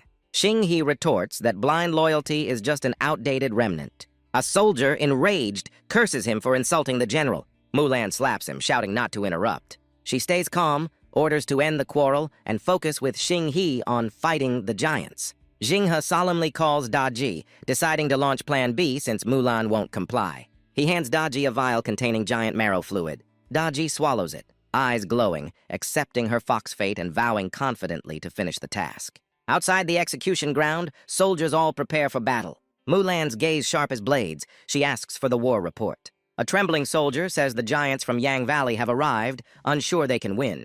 The system issues a mission to repel the giants and protect humanity in the ocean, with the reward being the third eye. The giants declare war to destroy mankind, rewarded with evolution genes. Xing He spots Xiaoqing, Guyu, Ling Ling, and Kai Ai Guan on their shoulders. The raging giants charge the fortress. Xiaoqing screams in panic, not knowing why. Kai Ai Guan sees Xing He and waves warmly at him. Xiaoqing freezes, suspecting Xing He has sided with humanity. Tin He just smiled at Xiaoqing's panic. She blamed him for seeming to betray the giant side. She screamed in horror to warn as a giant rushed toward Tin He. Mulan's eyes blazed as she charged forward to block the massive punch. She shouted loudly, forbidding anyone to harm her husband. The other 5 repeated husband leaving Tin. He helplessly clarifying he had no many wives, stunning everyone. Tin He felt tense inside, hoping Doddi wouldn't let him down. While Mulan was blocking, Tin He stood behind and spoke a provocation. He declared all giants were worthless trash. His words made the giant even angrier, like fuel added to fire. Xiaoqing anxiously shouted why Tin. He provoked more hatred when he was already despised. Van Tin, he ignored her, thunderously declaring that only courage is remembered. He'd take all wrath to protect his soldiers. The troops were moved, admiring his sacrifice. Some cried, praising his greatness and bowing to him. Mulan stayed cold-faced, blocking the giant's blows while thinking her husband never cared how she felt protecting him. She warned herself that without a proper explanation later, she might kill her husband. Elsewhere, a buried arm suddenly rose from the rubble. Doddi rushed in with a tube of giant marrow fluid, eyes eager, saying she found it and must hurry before her master failed. It turned out to be Keihan. He stood up slowly, suspicious as Doddi and the dog seemed to react to hearing speech. Doddi transformed into human form, using allure and charm to seduce Keihan into pleasure. While coaxing him, she injected the marrow fluid, telling him to endure the large needle. As the drug took effect, Keihan transformed into a trembling giant. Deji shouted to start the secondary plan. Keihan, fully cloaked, marched toward the capital where Tin He and the soldiers gathered. Everyone was shocked by the giant's arrival, while Tin He secretly admired her work. He pretended to worry, saying Keihan was in danger and sensing a greater threat ahead. He stepped forward boldly, declaring that all could sacrifice and he'd bear the heavy duty to protect Keihan. The soldiers were stirred, shouting in unison, ready to strike the giant. They showed no fear, fervently breaking through the city wall. The leader beside Tin. He urged all unafraid of death to follow him. On the wall, Mulan and her guard were confused. She recalled her husband once wanted her to rebel, wondering why he now saved Keihan and the brave soldiers. The guard placed a hand on the wall, admiring Van Xiansheng, realizing this was a great move to test virtue. Mulan doubted as the guard explained everything was a moral test since any successful man needed a trustworthy woman beside him. Mulan questioned if that logic was true, since he once angered the giants to protect soldiers but now dragged them into danger. The guard refuted, saying the soldiers followed not out of loyalty but to avoid facing many giants alone. He analyzed that human instinct prefers uniting to strike one target rather than dispersing against many. He sneered, saying that mindset forced the giant army to chase from behind, and the soldiers' deceitful nature was exploited. He continued, hinting that Van Xiansheng's true scheme was deeper, aiming directly at that woman. The guard agreed, asserting all Van Xiansheng's plans were to protect the general, sacrificing himself for her safety. Mulan blushed shyly, imagining all his actions were meant for her. Elsewhere, the giants roared, crushing fortresses and filling the sky with dust. Xiaoqing, on a giant's shoulder, was confused that Tin He once sought entry to the giant camp, but now joined humans, stirring hatred and baffling acts. Yu calmly explained it was strategy. Natural conflict between sides made switching camps only bring pain. Han remarked Van Tin. He was a master deceiver who created a situation where both sides attacked Keihan, a strange yet subtle trick reminding him of a former student. Below, Tin He stood on Keihan's shoulder, shouting for slaughter and revenge, while a soldier questioned the white wrapping's familiarity. Another urged silence and obedience. The towering beings roared and charged at the wrapped figure, raining blows until the covering soaked and flung the body out. A figure leaped from the cocoon, smirking defiantly, mocking their weakness. The one atop the opponent's shoulder looked around suspiciously, while a woman's calm voice doubted the scene's truth. Suddenly, the leader cried out in anguish, his echo drawing the entire city's attention. As she watched, she grew uneasy since her husband and comrades went toward the sea wall instead of the ruined palace, puzzling her. On the eastern wall, two people stood high observing the scene below. The one beside patted his ally's shoulder, sneered, and introduced the sea's flavor. His face hid behind an ancient metal mask, cheap yet durable, rated 9/10 by the system. The higher observer was shocked as the massive creature under the cover turned into a collapsing section of the wall. The giants roared madly, shattering the walls and chasing the tiny soldiers, causing panic, screams for help, and cries of vengeance. Tin He's eyes flashed as he reasoned impossibly. They were in the palace center, yet now stood by the sea wall. He wondered what was happening when a strange voice declared they had all fallen into a trap. Turning back, he saw a cloaked figure coldly saying everything they witnessed, from palace ruins to the giant, was illusion. The two exchanged wary looks as the stranger introduced himself as Mu Rong Yun Hai, making Mu Ai Guan instantly recognize and joyfully call his name. Tin, he asked in surprise, while Mu Ai Guan laughed, revealing he once received the mask and secret art from him, confusing Tin He, who thought he learned it elsewhere. When Yun Hai tried to leave Tin, he quickly stopped him, asking how he knew so many secrets. Yun Hai threw several masks, saying he had greater matters and thanked them for helping his sister, calling it a return gift. He was stunned, realizing the sister he meant was Han Da Mu Lan. He pressed for Yun Hai's identity. He replied his surname was Mu, name Rong Yun Hai, not blood-related to Mu Lan. At the ruins, Deji was choked by Keihan, mocked for believing in love's illusion and a fox allure. Deji, exhausted, resented losing her Kai-gathering ability in the city, unable to transform into a nine-tailed fox. A blazing giant eye ignited, lighting the whole space. Keihan mocked that the Fox clan knew only illusions, planning to use Deji's power to strengthen his master's clone. He proudly declared he had waited 300 years to absorb giant energy to resurrect his master and gain immortality. Mulan grew restless, sensing her husband in danger and hurried to rescue him. On her way, she saw a mother and child whose eyes were burned by sunlight, their screams horrifying her. The child cried in pain, clutching his face and begging his mother for help. People nearby slowly turned into many-eyed monsters, fangs bared, craving human flesh. Mulan froze, shocked as the townsfolk transformed without reason. Those monsters, once humans, now attacked her. She trembled holding her sword, unwilling to kill them. Mu Rong Yun Hai appeared, bitterly saying the ancestral device once made to fight giants now harmed humans. He removed his mask, scolding Mulan for weakness and lack of progress, expressing disappointment. Mulan angrily called him a traitor, despising his return. Yun Hai handed her a bronze mask, telling her to wear it to avoid mutation, but she still cursed him. Yun Hai coldly revealed that Keihan had betrayed humanity, using the eye to live over 3 centuries, all part of his plot. The crazed monsters charged like starving beasts. On the city wall, Tin He wore an ancient golden mask, realizing it resisted the Sun Eye's burning power. Ling Ling warned everyone never to look up at the giant eye in the sky.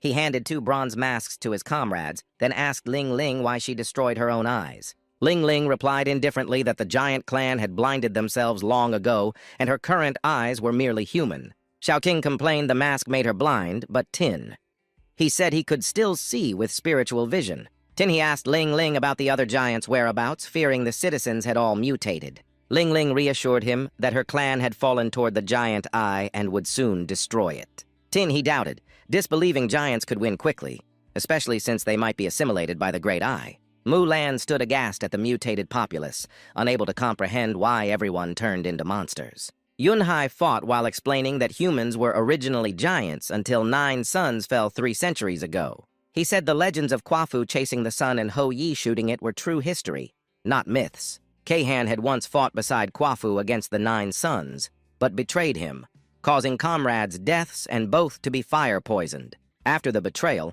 Keihan survived 300 years, at the cost of humanity being parasitized by the evil eyeball.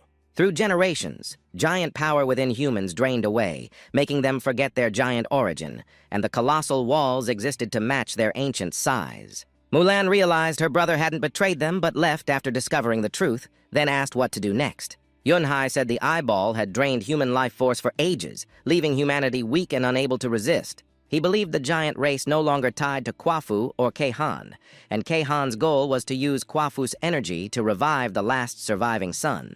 Mulan gasped, warning that something was behind Yunhai. Behind him, the monsters fused into one colossal creature, roaring and shaking the ground. Yunhai ordered Mulan to save the unmutated and lead them to the Mu clan's secret bunker, while he stayed to hold the creature off. He calculated that he couldn't handle the fused monster alone and must contact the giant leader soon. On the eastern wall, Ling Ling fought despairingly as humanity turned into monsters fast. She screamed in fury, unable to accept such annihilation. Yunhai appeared, calmly vowing not to let that tragedy happen. Ling Ling fought even fiercer, as if punishing all sins herself. Tinhee recalled Yunhai's earlier words and asked about their true meaning. Yunhai realized he had worried too much, seeing Ling Ling fighting bravely despite not understanding everything. At the ruined palace, among shattered bricks, Keihan absorbed giant energy, needing more time for his master's clone to complete while the east wall battle worsened. He coldly threw the dying Doddi to the ground, leaving her gasping. He raised the sun and Yangbo, growling that the decisive moment had come and no mistake could be allowed. The giant arrow pierced through monsters and struck Ling Ling's arm. She didn't see the hidden foe, thinking it only a minor wound. Soon her arm ignited, flames spreading across her body. Ling Ling screamed in agony, shouting about the unbearable heat. She panicked, searching for water to jump into, crying she couldn't endure anymore. Yunhai recognized the toxic fire, shouting for Tin He to stop her since water wouldn't extinguish it. Tin He panicked, asking what to do. They watched helplessly as Ling Ling writhed. Tin He used the dragon binding chain to restrain her, assuring that water would kill her instantly. Ling Ling thrashed and screamed in pain, begging to be released from the burning torment. Tin He held tight, turning to Yunhai to ask what could possibly extinguish this poisonous flame. Yunhai said the flame couldn't be extinguished. No substance on Earth could put it out. He added not to panic. Though it couldn't be quenched, there was a way to save her, and Muai Guan listened curiously. Yunhai explained the toxic fire came from a fire orb creature. He had long studied ancient texts for a cure. The ancient text stated it couldn't be doused, but could be released. He added the fire's poison could exit the body like human waste. But the fire poison was unique, needing a gate women had more than men, plus a guiding medium to remove it. Yunhai patted Tin He's shoulder, stressing it was ancient medical knowledge. Tin He doubted the strange method. Yunhai admitted the problem was Ling Ling's giant body made it impossible to find a suitable medium. Muai Guan suddenly reminded Tin He had dropped something. He advised keeping it safe, warning no one might help next time. Ting He understood, grabbed Ling Ling, and leapt into the sea, thanking them before diving. Muai Guan laughed loudly from shore, saying no thanks were needed as Xiaoqing ran up shouting Tin He's name. But he had plunged underwater, activating dragon scale metamorphosis to form a dragon egg shell shielding both him and Ling Ling, focusing only on saving her. He wrapped them in dragon scales, trying to purge her poison while she screamed, begging for death. He calmed her, warning to endure more pain as it would intensify. In the cramped egg, Tin. He moved deeper into Ling Ling's giant body, lamenting he couldn't find the end. Ling Ling burned in agony, near collapse. Tin? He sweated, telling himself to hurry or shed die. He squeezed through a narrow passage into a larger space. Yet he realized the detox wasn't over and had to go even deeper. After much effort, he activated the purification process, guiding her internal energy. Outside, Ling Ling screamed his name in pain. Inside the egg, he found a torrent of energy like a waterfall, believing it was the key to cleansing the fire poison. Under the sea, Xiaoqing chased Muai Guan, anxiously searching for Tin He but failing to find him. She suddenly spotted a glowing dragon egg, the sign of Tin He's dragon scale metamorphosis. At that moment, Muai Guan awakened an A-class giant spirit vocation, transforming into a mighty giant. He unleashed a powerful kick, sending the dragon egg soaring out of the sea. Xiaoqing shouted in shock, asking why, but Muai Guan sighed, saying it was all over. The dragon egg flew skyward and exploded into countless fragments. Yu asked in disbelief what was happening, and Yunhai answered briefly, control. From the explosion, Tin He emerged, holding the unconscious Ling Ling. The system announced he had unlocked Queen-level SMC and extracted Evolution Gene LV1, stunning him. Beneath the sea, Yunhai and Yu watched the rain fall, Yunhai smiling and praising Tin He for successfully purifying the poison, calling him the Giant Knight, admiration shining behind his mask. As the sun set and dusk reddened the sea, Tin He and Ling Ling surfaced. On shore, Muai Guan and Xiaoqing joyfully welcomed them. When reunited, Tin He's eyes hardened as he led the team to hunt down Keihan and settle the score. At the site, they found only countless corpses of mutated townsfolk. At the center stood a massive creature full of eyes and fangs, Wang Da-hai, madly boasting, devouring monsters, and laughing over the delicious taste. Tin, he recognized him as Chairman Wang and asked where his missing secretary had gone. Ling Ling stepped forward, insisting she would handle him while the rest dealt with Keihan. Tin. He was puzzled at her calling him Little Tin He. She smiled softly, admitting she was a giant, yet saddened she could no longer transform, fearing she'd burden her comrades. Tin He ordered Xiaongai to assist Ling Ling, while Murong Yunhai joined him to fight the boss. Yunhai blinked, asking what boss meant. Ling Ling watched him leave. Touched that Tin. He noticed her weakness. She smiled inwardly, warning that if he betrayed her, she'd punish him herself. Suddenly, the giant eye in the sky flared, draining life from all beings and covering the land with husks. Yunhai panicked that the giant's power was being absorbed by the sun. Tinghe went to Doddi, worriedly asking her state. She trembled and apologized for failing the mission. He gently reassured her, praising her efforts and telling her to leave the rest to him. He reached out his hand, touching Doddi's heart with rare kindness. But then he merely told her to move aside to avoid the battle, leaving Doddi hurt, thinking him coldly pragmatic. Now only Tin He and Yunhai faced the crimson sky. Tin He coldly stated the sun was the true final boss, and Keihan only a minor threat. They both declared they'd split targets, one for the sun, one for Keihan, then paused, exchanging glances. Tin He smiled bitterly, realizing they thought exactly alike. Yunhai worried like an elder, doubtful about entrusting Alan to his brother-in-law. They charged together, wordlessly knowing they must clear the monsters first. Yunhai dashed straight at Keihan. Keihan mocked them, his voice echoing, calling them naive for thinking him weak, comparing them to change of old. They fought and traded words. He swung his sword at Yunhai, reminding that he had once spared him and now would show his true power. Tin! He was shaken by the immense force, his arm numbed in terror. Suddenly, Keihan lunged to kill Doddi, saying dying by his hand was an honor. She screamed in fear and innocence. Fortunately, Mu Aiquan rushed in, blocking the strike and shouting, "Wait!" Doddi looked up in relief, thinking a kind soul had saved her. But she froze when Mu Aiquan warned Keihan to look at the owner before hitting the dog, calling her his dog. Doddi frowned in fury, screaming she was a fox, not a dog. Mu Aiquan calmly absorbed energy and replied, "What's wrong with being our dog?" Doddi was left speechless, unable to respond. In battle, Mu Aiquan and Keihan fought evenly. Keihan suspected he was a dog demon or the legendary heavenly hound. Mu Aiquan shook his head coldly as Keihan unleashed a flaming strike. He sensed divine giant energy from his foe and raised the chasing cloud sunshot bow to fire. Keihan sneered, saying his opponent was clever but not enough, warning never to scheme before an emperor. And he recognized the deadly bow that once harmed Ling Ling and shouted not to underestimate the sunshot bow. Mu Aiquan ran toward him, eyes blazing. The system announced Tin He spent 18 reward points to exchange for a B-rank Gatling gun, leaving 0. He aimed the massive weapon at Keihan, coldly declaring, "The era has changed," while Mu Aiquan mocked the old tyrant to mind his end.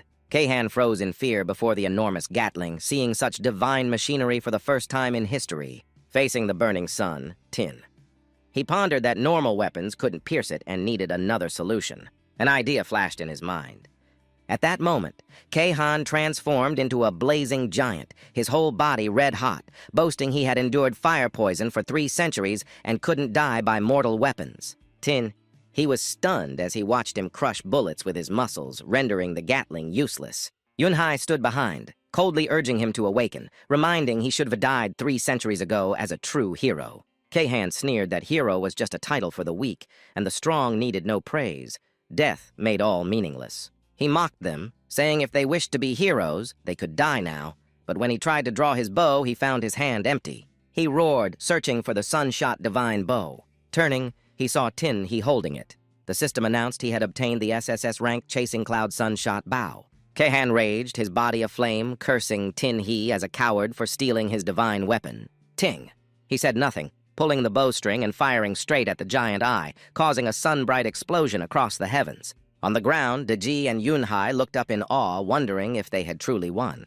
Yunhai ran up excitedly, laughing that Tin He had done what he'd dreamed of all his life, becoming a hero, and praised his brilliance. But suddenly he collapsed, his body engulfed in flames, screaming in agony from fire poison. The system warned he had only 2 minutes before turning to ash, demanding physical enhancement. He panicked, asking how. Kahan laughed wickedly, revealing the divine bow was tainted with solar fire, and touching it was courting death. He coldly declared he would soon die, a brave but meaningless death. He revealed the sun he shot was merely a vessel storing power for the master, smirking upward. The crimson sky swirled with fire as he said the giant's energy was fully drained and the master's awakening was imminent, making the vessel's destruction irrelevant. He declared the master had awakened and all their efforts were in vain. He added that the only thing left for them was despair. Yunhai and the others were horrified. Doddi suddenly realized the sunset was actually a new sunrise, and Yunhai understood they had mistaken the true enemy all along.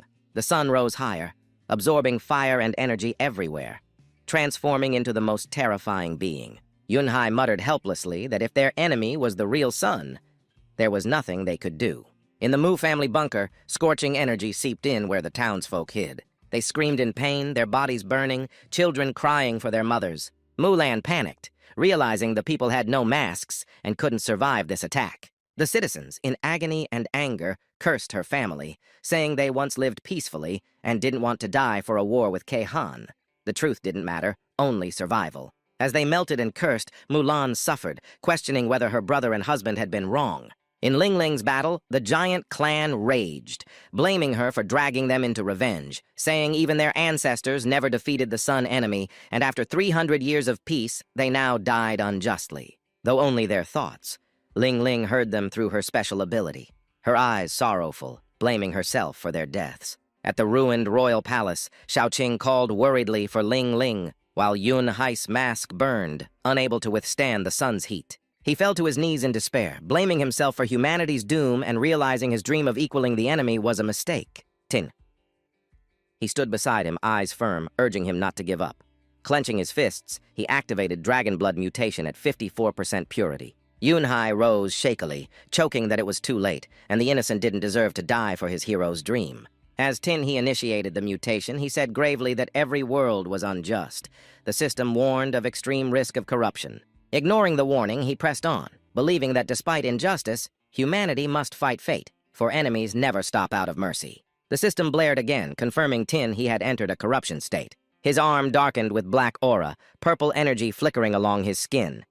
Calmly, he told Yunhai that heroes are always lonely. Few possess their courage and strength. The system announced corruption at 30%.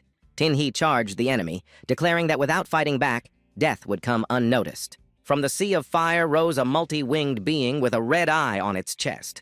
Qi Yuan demon bird, calling itself the Overlord, roaring vengeance for its 9 slain brothers 300 years ago. He coldly realized the sun was actually an extraterrestrial invader, not a celestial deity. The system locked onto the combat target, opening the item interface, displaying the S+ golden mask, an ancient relic that allowed one to face the sun unburned, with only 210 durability left. He noticed the mask weakening and feared that even S-rank gear couldn't withstand the heat. Unless stopped soon, Earth's inhabitants would all burn to ash. He released a glowing chain, launching it straight at the flying creature. The creature roared back, mocking that no chain could withstand its infernal fire. Kahan was stunned to see it and realized it was the dragon-binding lock. He recalled 2 years ago someone named Yu had used that chain to bind a dragon and calm the floods. He didn't expect the young man to hold such a trump card, but said even divine gear like the dragon-binding lock couldn't restrain the master. The demon bird sneered, pretending to yield before a mere human. He coldly replied he had no time for talk and always ended battles swiftly. However, the demon bird dodged deftly, slipping through defenses with ease. He shouted in shock, wondering why he couldn't hit it. Was it just an illusion? The hovering chain mocked that it wasn't an illusion as he thought. With terrifying force, it exploded the dragon-binding lock into fragments scattering in all directions. Van Tinhes's golden mask now had only 1/10 durability left, glowing faintly. Though flung away, he sharply analyzed that the attack's impact felt real, confusing him. Luckily, he fell into a dragon egg of his own creation, keeping him safe for now. Kahan nearby mocked that the master was an immortal from another world whose body appeared illusory. Ordinary weapons couldn't hit, yet could still cause true damage. Before he finished, Mu Aiguan and Deji rushed in, punching and kicking his head as Aiguan angrily called him a brainless fool. Doddi cut in, scolding to stop the nonsense since the commander was still fighting and he was just disrupting. Kahan flushed red, snarling who dared to insult him like that.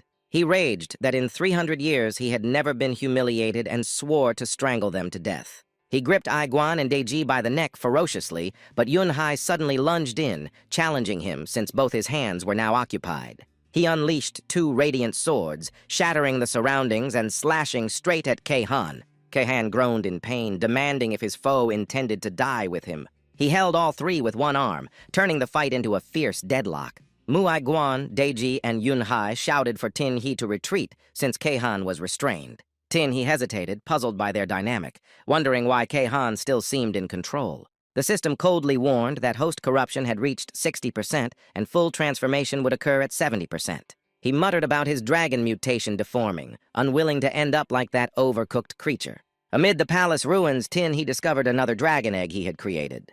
Leng Tian crawled out of the shell, crying in gratitude to Van Gi for saving and sealing him for safety. Tin.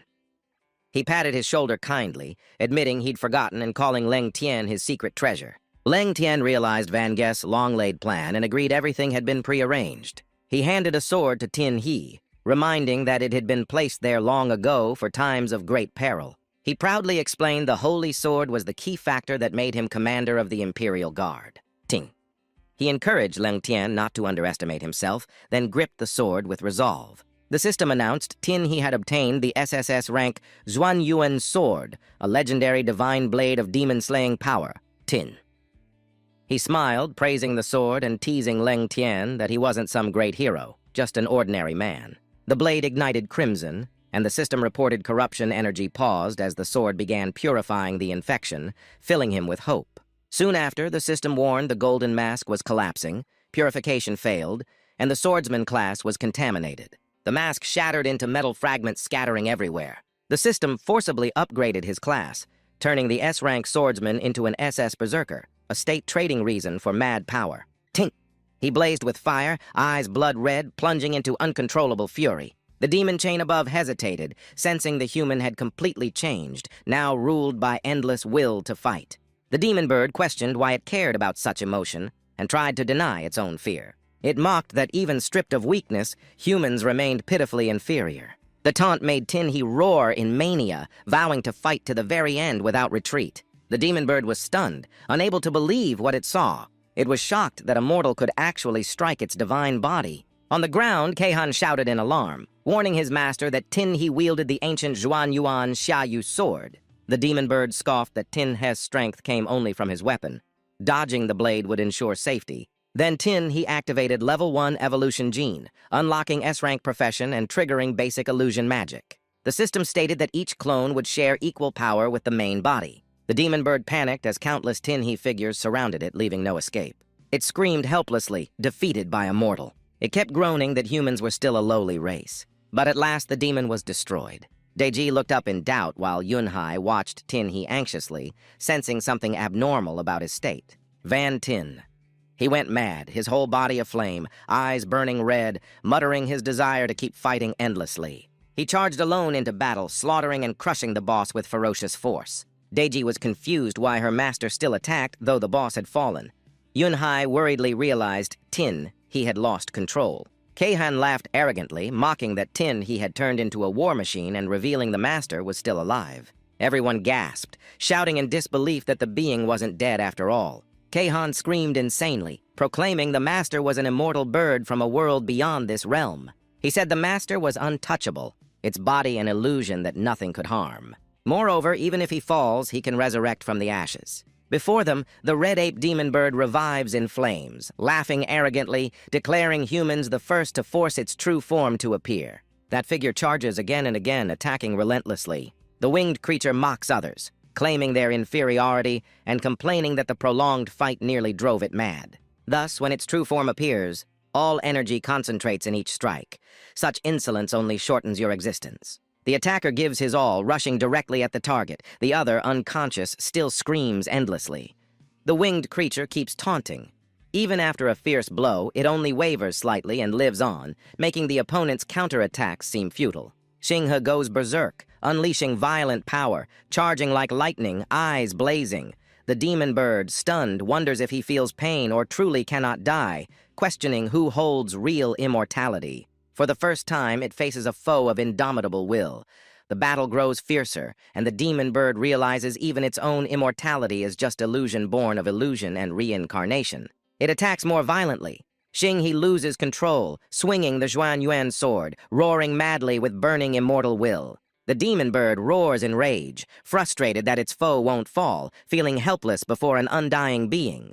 It strains and shouts, pouring all power to end the opponent, determined to make him perish by its hand. Both sides scream fiercely, clashing in a furious and equal battle. Suddenly, Xinghe's figure vanishes into the air. The demon bird pants, sweating, relieved, thinking the fight is over. It's shocked that such a weaker foe forced it to use full strength. Before it can rest, Xinghe's voice echoes, eyes glowing red, charging again to challenge. The demon bird grits its teeth in anger, confused why that man still lives. It trembles, shouting loudly, ordering him not to approach. Xinghe bursts through the roof, landing inside the room. Ling Tian freezes, stunned, asking Yunge why he's here instead of fighting above. In an instant, Xinghe grips Ling Tian's neck. He cries, panicking, begging to know why Yunge attacks him. Doddi stands on the roof, eyes gleaming as she understands. The master always hides, using clones to wear down foes. She sighs in pity for Ling Tian, who will face the master's madness. Xinghe soars high, raising the chasing clouds, piercing sunbow, aiming at the red ape demon bird. Doddi is stunned, not understanding why the master moves ahead of the arrow. The demon bird frowns, muttering as it senses a stronger aura and feels something amiss. It realizes anger made it ignore the opponent's shifting energy, understanding rage only blinds itself. Calm again, it focuses all power, recognizing the earlier ones were clones, and now the true body stands before it, declaring this farce will end. But Xinghe suddenly appears behind him, leaving him stunned and confused. Realizing the trick, the demon bird laughs scornfully, revealing that the divine sun-shooting bow has been assimilated and can no longer harm him.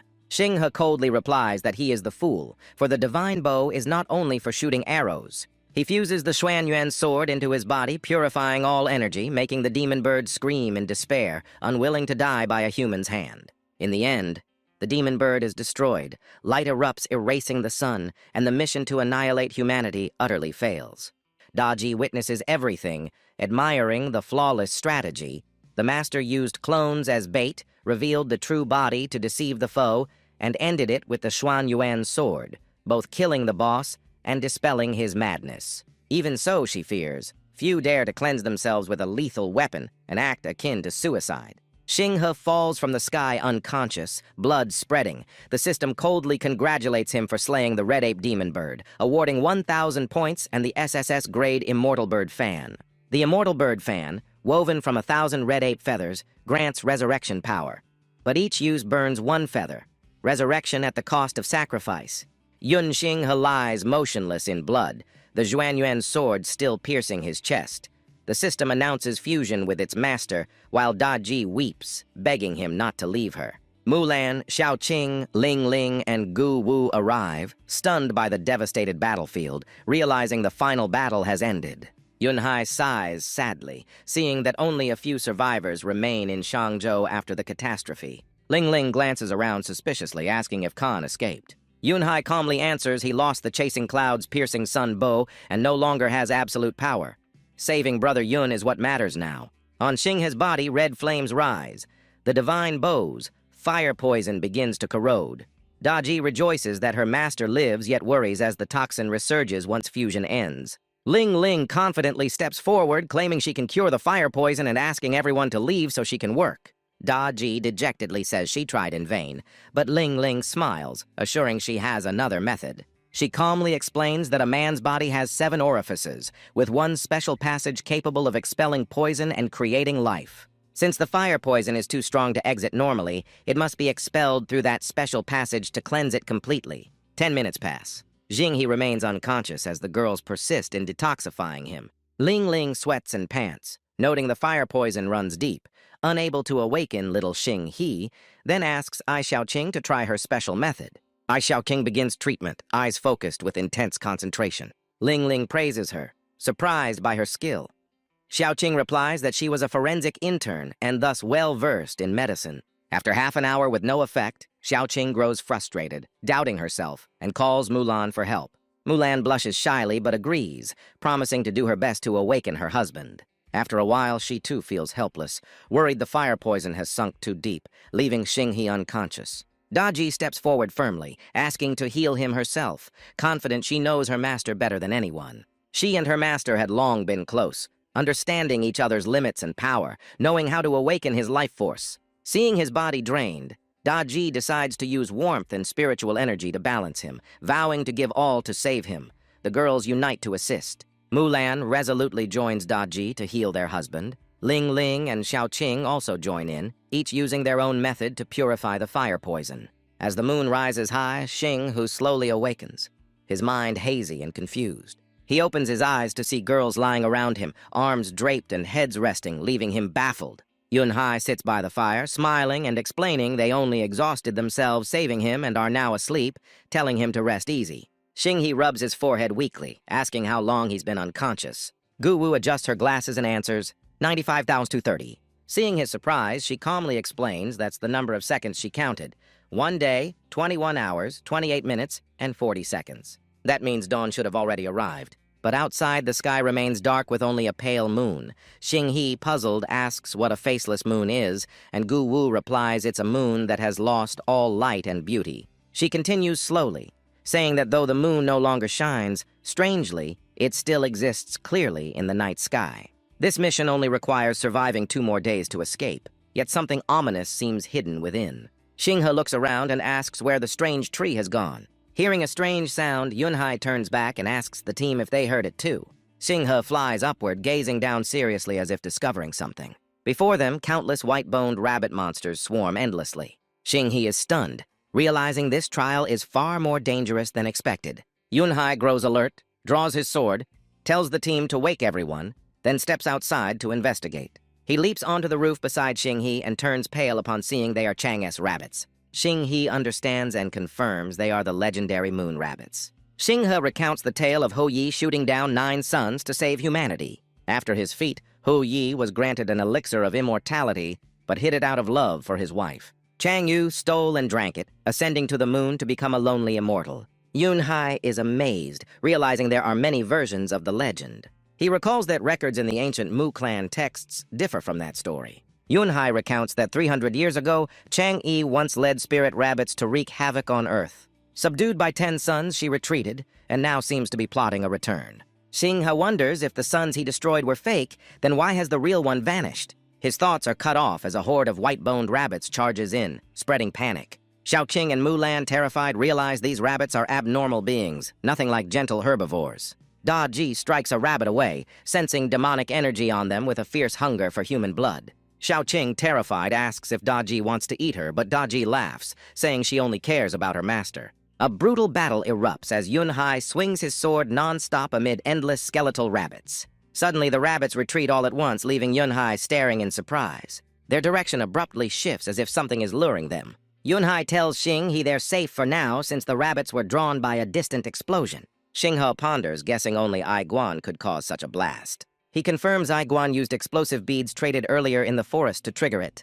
Elsewhere, Khan flees, laughing, believing no one controls Chang'es rabbits anymore. He gleefully imagines the group being torn apart by rabbits, finding it both funny and pitiful. Suddenly, an explosion echoes, shattering space. Aiguan appears holding roasted rabbit, cheerfully inviting Khan to eat. Khan screams in terror, begging him not to come closer. Xinghe activates the fused sword power, his body glowing to suppress the fire poison. He raises his bow and shoots an arrow straight toward the moon.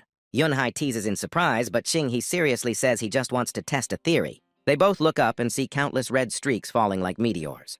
Yunhai freezes, realizing it's crimson blood rain. Xinghe asserts it's not rain but the moon bleeding, proving it's fake. The sight feels like an omen of an impending catastrophic war.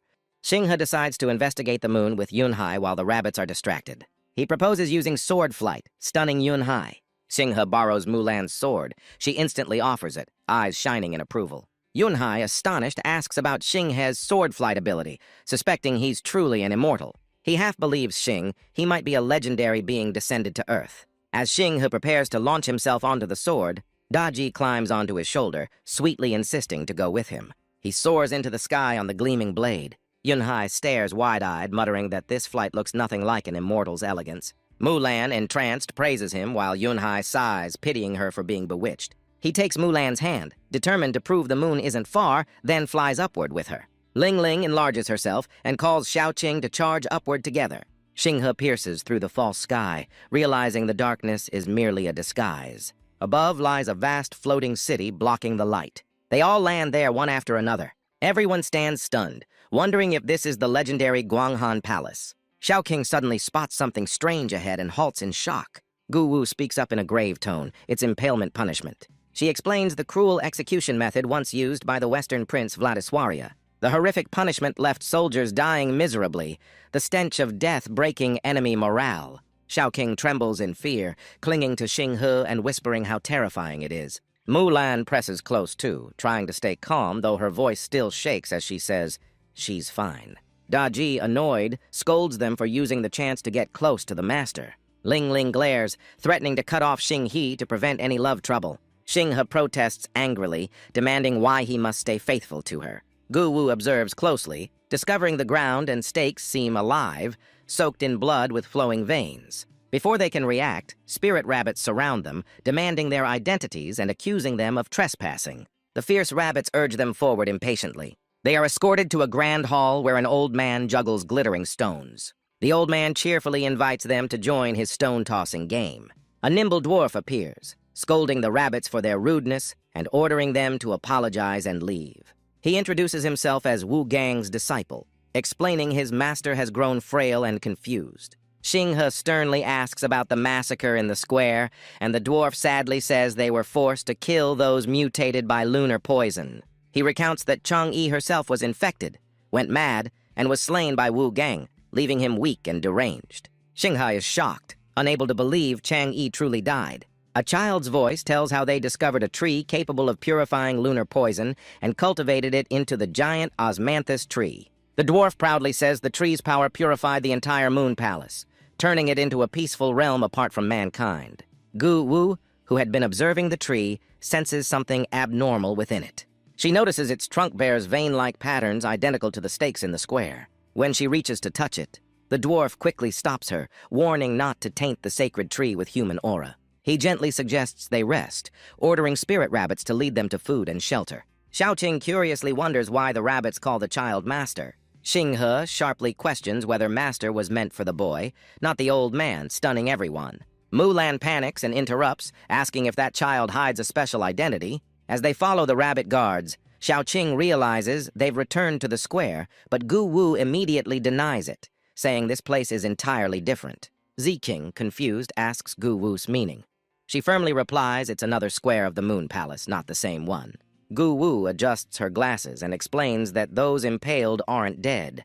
Their blood flows through the ground into a river, then gathers at the city's center. Xiaoqing pales, realizing the water in the Red River is actually human blood. Yunxing solemnly says he'll follow the blood's path to find the truth, and Yunhai volunteers to go first to avoid suspicion. Before anyone can stop him, he dives straight into the Red River. A high-ranking spirit rabbit shouts, demanding to know what they're doing. Xinghe sweats, thinking Brother Moose's actions are too obvious. The rabbit, furious, growls at them to stop whispering and move quickly. Xiaoqing mutters suspiciously that these rabbits don't seem very smart, and Ling Ling sneers that their stupidity only benefits them. The scene shifts to Wu Gang before a statue, hearing a mysterious voice urging him to act quickly as the group has grown suspicious. The voice reminds him not to harm Alan. Wu Gang no DS saying everything has been arranged properly. The scene returns to Xinghe's group being led into a dining hall where spirit rabbits serve fine food and wine. Doddi smells something strange, wary that the food may be tainted. She realizes the meat in the dishes carries the scent of humans. A rabbit maid, seeing Xinghe not eating, asks if the food doesn't suit his taste. She draws a blade, offering to cut meat for him, but he is horrified to realize she means cutting his flesh. Doddi instantly reveals her true form, clamping the blade with her chopsticks, coldly stopping her. The rabbit maid flushes in fury, shocked she could block a weapon with chopsticks. Doddi proudly boasts it's a technique created by her ancestor, the first queen named Doddi. A high-ranking rabbit soldier storms in, knocks the maid unconscious, and scolds her as a wretch for acting without orders. He laughs arrogantly, declaring the play is over and orders his troops to attack Xinghe's group. But many rabbit soldiers tremble in fear, unable to draw their swords. Ling Ling mocks them for wanting to rebel but not daring, while Doddi secretly rejoices that the Zhuanyuan sword's power terrifies all armies. Xinghe coldly says hell helped them draw their swords. Thousands of swords instantly fly from their sheaths, leaving the rabbit soldiers panicked and disarmed. Surrounded by 10,000 blades, Xinghe's eyes glow red as he mocks the deformed rabbits, asking if they still dare to bite. Elsewhere, Wu Gang boasts to Yunhai that thanks to the Mu clan secretly capturing humans for sacrifice, Chang Yi has been sustained by human blood for 300 years. He promises Yunhai a reward, but Yunhai coldly replies he only asks mercy for the innocent Alan. Wu Gong agrees, saying he'll hand Alan over for Yunhai to deal with. Yunhai bows in gratitude. When Wu Gang confidently enters the hall, his face turns pale at the unbelievable sight. Inside, Xinghe's group is casually eating and praising how delicious the meat is. Xiaoqing wonders how she dares eat now. She laughs, saying it's different now. Such good food shouldn't be wasted. Meanwhile, Wu Gang panics that the drug in the meat hasn't worked and his soldiers are gone. Xinghe raises a chunk of meat, half-jokingly inviting Wu Gang to eat too, making him flustered and refuse, insisting he's not hungry. He suddenly realizes the situation is dire and that he's fallen into a trap. Xinghe smiles coldly, staring at him as if acknowledging his true identity. Wu Gang stays silent, eyes sharp, asking when he was found out. Xinghe calmly answers he noticed from the start by observing the behavior and speech of the imposters. He exposes their name-swapping trick and Wu Gang coolly admits he no longer needs to hide it. Xinghe mocks that even knowing the truth, they're still just the final prey. He holds the meat leg before Wu Gang as a silent challenge. Wu Gang, horrified, realizes he's been tricked and enraged that the food he sent was stolen. He transforms in fury, declaring it's been ages since he killed with his own hands, summoning the death invitation technique. Wu Gong unleashes all his power, hurling the golden axe at Xinghe, boasting of centuries of strength training. But Xinghe blocks the strike effortlessly, stunning Wu Gang. He can't understand why such a mighty blow was stopped, and wonders what has changed. Xinghe calmly reminds him that strength came from his old body, which the new host forgot. Wu Gang freezes, admitting those words make him regret his body-swapping choice. He quickly regains focus, unveiling his trump card with a wicked grin. Energy bursts forth as countless golden axes are summoned and hurled toward Xinghe. Xinghe smirks disdainfully, mocking such techniques. He snaps his fingers, opening portals that summon countless swords to block the storm of axes. Wu Gang, stunned, can't believe his own move is being used against him. While he's still shocked, a massive foot suddenly stomps down from behind, terrifying him. Ling Ling, in giant form, looks down sweetly yet menacingly, threatening to crush him. Wu Gong trembles, realizing she's from the long-extinct giant race. Xiaoqing approaches, eyes icy, blade glinting eagerly to dissect the living specimen. Gu Wu, Mulan, and Doddi all threaten at once, one raising a fist, another drawing a sword, and one sharpening her claws for blood. The pressure makes Wu Gang pale, mind in turmoil, wondering who the real villains are, then cursing Yunhai for setting him up. He regains composure, smirks, admitting he underestimated them, and warning he still has one last technique. Fierce energy radiates as darkness engulfs him, his gaze locking on Xinghe. Xinghe half smiles, teasingly asking what that ultimate move might be. But Wu Gang suddenly kneels, voice turning pleading, confessing fault and begging for mercy. He admits he's only a tree keeper living on borrowed authority, powerless, and asking to be spared. Xinghe sighs, asking if he feels no shame, but Wu Gong cries that survival itself is victory, and besides, he's just a child. Xinghe sighs again, thinking no child could live 3 centuries. This body is clearly borrowed and reanimated. Before he can ask more, a sword controlled by Yunhai suddenly pierces Wu Gang's chest, dropping him in blood. Murong Yunhai coldly withdraws the blade, saying Xinghe shouldn't show mercy to enemies. Dying, Wu Gong weakly asks why Yunhai betrayed and killed him. Murong swings again, saying coldly that once you choose the path of battle, it only ends in death. There's no turning back. Yinghe, still unsettled, thinks killing Wu Gang too soon may have cost them vital information. Murong calmly wipes blood from his sword, assuring he has already investigated everything. He explains he followed the river of blood to the root of the osmanthus tree and found Chang Yi sealed, barely alive in an endless slumber. The osmanthus tree isn't divine, but a prison, sustained by human blood taken from the mortal realm. That tree constantly emits lunar poison, keeping Chang Yi unconscious, while Wu Gang used her blood to feed the utterly loyal mutant rabbits. He adds that though Chang Yi gained immortality from the elixir, centuries of torment drained nearly all her life force. Mulan is stunned, realizing the disappearances in Shangzhou were sacrifices taken here. Xiao King excitedly insists Chang'e isn't evil and urges rescue, but Mu Rong stops her, warning the lunar poison is still thick. Entering now is suicide. Xiao Qing anxiously asks for a solution, and Mu Rong asserts there's always a counterbalance. He explains Chang'e's blood, though corroded by lunar poison, can partially neutralize it. He once saw a chamber full of her blood. Bathing in that blood grants temporary immunity to lunar energy. That's how Wugong and the rabbits entered the chamber unharmed. Mu Rong turns to ask Xing He for a decision.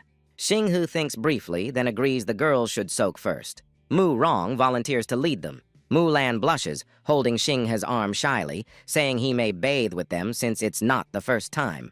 Xiao Qing, wide-eyed, asks if they truly bathed together before. Mu Lan excitedly recalls that night she and her husband deeply studied the art of bathing, leaving Xiao Qing even more confused. Mu Lan blushes, admitting she once thought only women enjoyed bathing, not realizing her husband's unexpected expertise. She says she tried to argue, but was soon overwhelmed by his offensive techniques and had to yield. After that exchange of knowledge, she completely admired his mastery. Since then, they've grown closer, while Xing he can only smile awkwardly, realizing Lan Nis's wisdom has taken a strange turn. Xiao Qing, still clueless, fumes, thinking Mu Lan is teasing her on purpose. She clings to Xing He, saying if he wants to discuss academics, she's ready to join, leaving him frozen. Ling Ling steps in, grabbing the two girls by the necks, coldly saying if they love learning so much, she'll teach them herself, vowing not to let chaos erupt again. Noticing Mu Rong still dazed, Ling Ling snaps at him to lead the way. He startles, hastily points the direction, and nervously tells everyone to follow. As the group departs, Doddi turns into a fox, perches on Xing He's shoulder, and asks if he suspects Mu Rong. Xing He nods, praising her sharpness for noticing he stopped calling him Brother Mu, making Doddi delighted. He adds he sensed a contradiction from the start. If Yunhai truly betrayed Khan, he should have known about the giant race and Ling Ling, yet he acted completely ignorant. Moreover, when Wugong surrendered, he immediately silenced him, proving something was hidden. Doddi suspiciously asks if his words about Chang'e were lies. Xing He affirms the words were true, leaving Doddi confused and asking what he means. Gu Wu interjects, explaining that Mu Rong Yunhai's words were true but incomplete, thus still deceitful. Xing He is surprised to see Doddi turn into a dog. She replies it's to save spiritual energy and denies being a dog. He finds it odd she isn't angry, realizing Doddi disguised as a fox, only to appear more appealing to him. Just as she beams proudly, Ling Ling grabs her by the neck, dragging her away as Doddi protests in outrage. Ling Ling warns Xing He to behave properly, threatening punishment if he flirts again. He reluctantly agrees. Xing He suddenly senses a strange aura behind him, wary of being watched. Turning around, he sees Aiguan smiling warmly, greeting him after a long absence. Xing He changes the subject, saying he has a secret mission for Aiguan, puzzling the boy. He whispers the detailed plan, and Aiguan nods earnestly in understanding. After giving instructions, he encourages him to proceed, and Aiguan eagerly departs. A spirit rabbit appears, reporting that the ladies followed Lord Mu to meet Fairy Chang'e for a bloodbath ritual. His eyes narrow suspiciously, turning cold. He draws his blade, accusing the rabbit of not fleeing when it had the chance. Terrified, the rabbit confesses she once served Chang'e, but was forced by Wugong, now following Lord Mu and begging to prove her loyalty. The swords in the air point at her, showing Xing He's warning if her words are false. He orders her coldly to lead the way, doubting Mu Rong Yunhai's true intent. Following the Jade Rabbit, they reach a chamber filled with thick red blood radiating deadly energy. The Jade Rabbit respectfully says this is the bathing site and asks if she should assist him. Her suggestive tone makes Xing He recall Ling Ling's warning before leaving. He shudders, fearing punishment, and immediately refuses. The Jade Rabbit bows and withdraws. After she leaves, Xing He asks Gu Wu's opinion about Mu Rong Yunhai's scheme. He deduces it targets the elixir of immortality. Gu Wu elaborates that Chang'e's divine elixir may indeed exist, yet Mu Rong Yunhai's true plan remains uncertain. He warns not to enter the blood pool, sensing something strange in the air. Xing He sniffs and confirms an odd fragrance. Gu Wu bends down to pick a floating petal from the surface. After close inspection, he concludes it's a toxic flower used to make ancient sleeping drafts. Xing He grows furious, realizing this is Mu Rong Yunhai's second trap to poison them. He laughs, revealing he already sent Aiguan to set an ambush in advance. The scene shifts to the tree's root, where Fairy Chang'e sits serenely, leaving Mulan shocked, believing she was imprisoned. Mu Rong Yunhai replies that he himself rescued the fairy and urges everyone to pay her respects. Doddi suddenly reverts to fox form, unable to maintain her human guise, filled with confusion. Mulan notices a sweet scent from Chang'e and praises its divine fragrance. Ling Ling says such aroma is normal for immortals. Xiaoqing grows suspicious, identifying a mix of beeswax, pine resin, and cypress oil, an ominous sign. Mulan feels dizzy, questioning the smell before slowly collapsing into unconsciousness. Xiaoqing weakly mutters she once studied medicine, explaining those plant preservatives were ancient embalming agents. The fox girl screams in horror, wondering if the figure before them is merely an artificial shell. Moments later, both collapse. The fox panics, looking around and asking if everyone is all right. One girl clutches her head, groaning that her energy is fading, feeling dizzy and desperate to sleep. The villain laughs proudly, revealing the bathing solution itself caused their condition. The fox worries that their earlier suspicions about the villain's true goal might be correct. The villain bears his ambition, mocking her as a weak beast and declaring he will drain the remaining essence from the other's body through a conduit. He boasts that he will soon attain immortality by his own hand and monopolize all power in existence. Suddenly, a piercing sound rings from behind, startling him. It's Aiguan. Before he can react, a kick lands squarely in his gut, making him groan and clutch his stomach in pain. On the other side, the hero steps out, calling his ally to prepare for battle, telling them to wait outside. Just then, the Jade Rabbit appears. He coldly asks if the others are inside. She nervously says she just saw her kin arrive. She sighs sadly, lamenting that fate bound her to serve the fairy and kept her from meeting him sooner. The man snaps angrily, making the maid sweat nervously, fearing her master's scheme will be ruined. She bows and pleads, begging him to keep secret the relationship between her sisters and the fairy. Suddenly, dragon scales shoot from his hand, flying slowly but lethally toward the maid. His eyes turn icy as he warns that even touching those scales means death. He orders sharply that no more delays are allowed and declares he will protect his women. The doors burst open. Xinghe enters to find the girls imprisoned. Ling Ling weakly rejoices at his arrival. Xinghu approaches, asking about Aiguan, and learns he was attacked and bound. Murong Yunhai appears, pressing a sword to Aiguan's neck, mocking Xinghu for sending a fool to ambush him. Xinghe doubts it, knowing Aiguan's strength, suspecting something strange caused his easy capture. Murong taunts Xinghe, telling him to soak himself and die peacefully instead of thinking he can save anyone. He orders his soldiers to seize Xinghe immediately. The rabbit troops laugh, locking the doors, confident they've trapped their prey. Xinghe calmly replies that closing the doors doesn't guarantee their victory. The rabbit soldiers mocked fiercely, calling Xinghe a fool who got tricked. Murong scornfully revealed he had taken Xinghe's tool beforehand to avoid his power and mocked his tactics. He declared he would extract the needed parts in front of Xinghe, ordering a soldier to obey. Suddenly, Kai Aiquen smiled strangely, grabbed Murong, and mocked the situation. In a bold move, Kai Aiquen suddenly gave Murong a dramatic kiss. Murong reacted with disgust, pushing away and shouting to stop the act. Amid the chaos, Kai Aiquen quickly snatched Murong's sword from his waist. He drew the weapon, handed it to Xinghe, and shouted the mission was complete, making Murong realize he'd been fooled. Xinghe took the sword, thinking he had planned this scheme with Kai Aiquen. Without hesitation, he swung the sword, shaking the ground violently. The strike carved a deep trench, splitting the rabbit troops in two.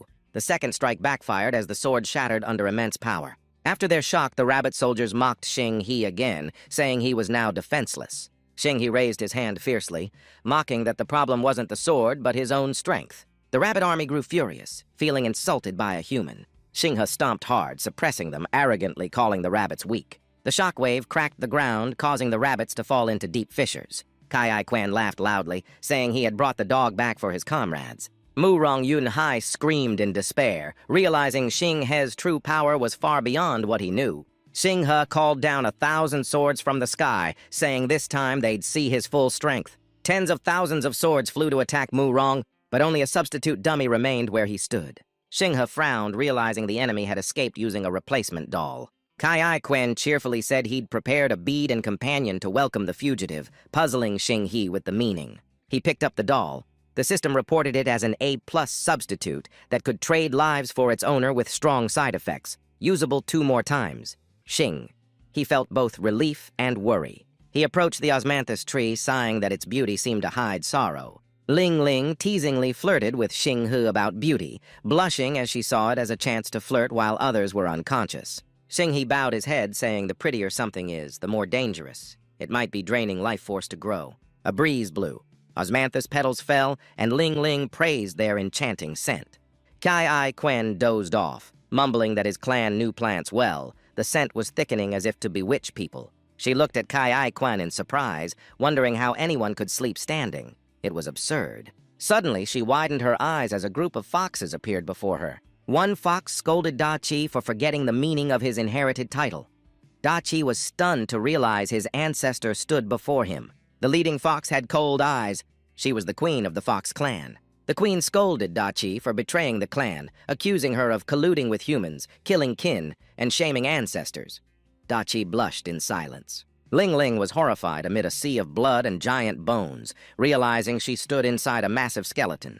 The clan leader's spirit appeared, questioning her about the cause of the tragedy. They blamed Ling Ling for leading troops to attack Shangzhou City, causing extinction, demanding she die with them, making her cry in agony. At the same time, He saw spirits of those he had slain appear, lamenting their unjust deaths and desire to change the world.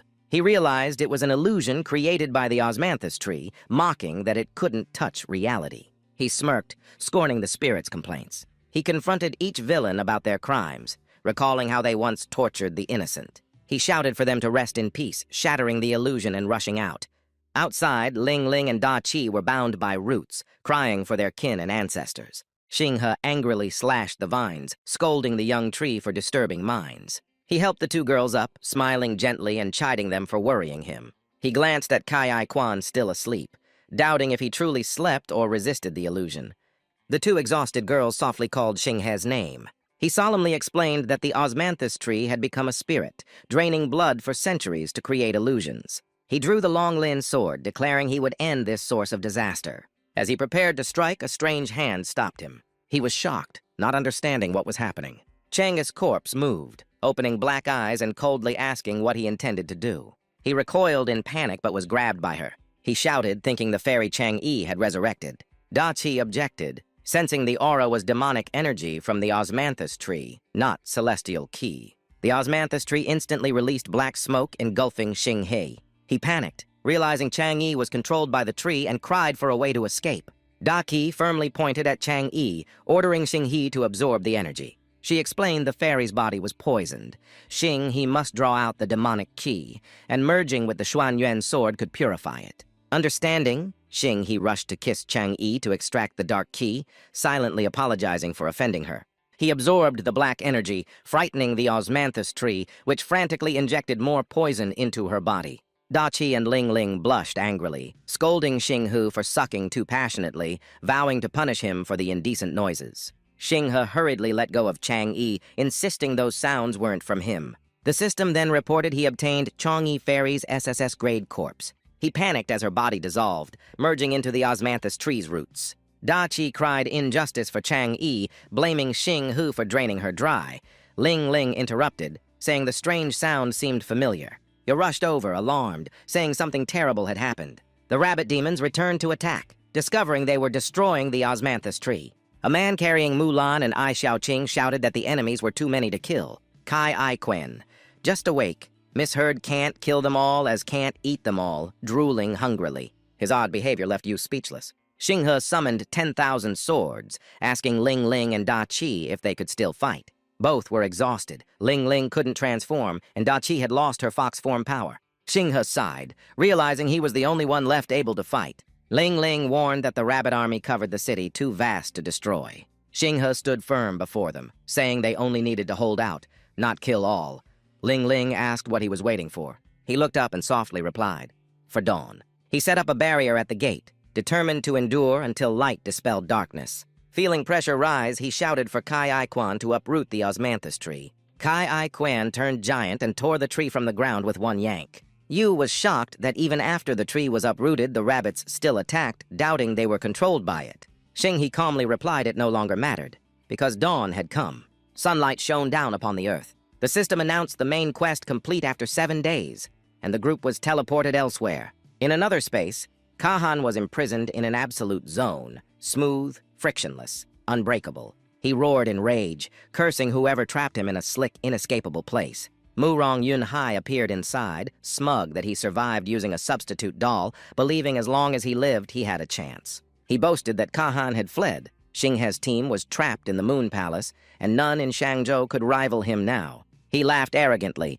claiming though not immortal, he was strong enough to rule mankind. His gaze suddenly met Kahan's within the same space. He cursed the traitor and threatened to kill him, but froze, confused why Kahan was there. He quickly regained composure, mocking that Kahan must be trapped while he had special gear to escape.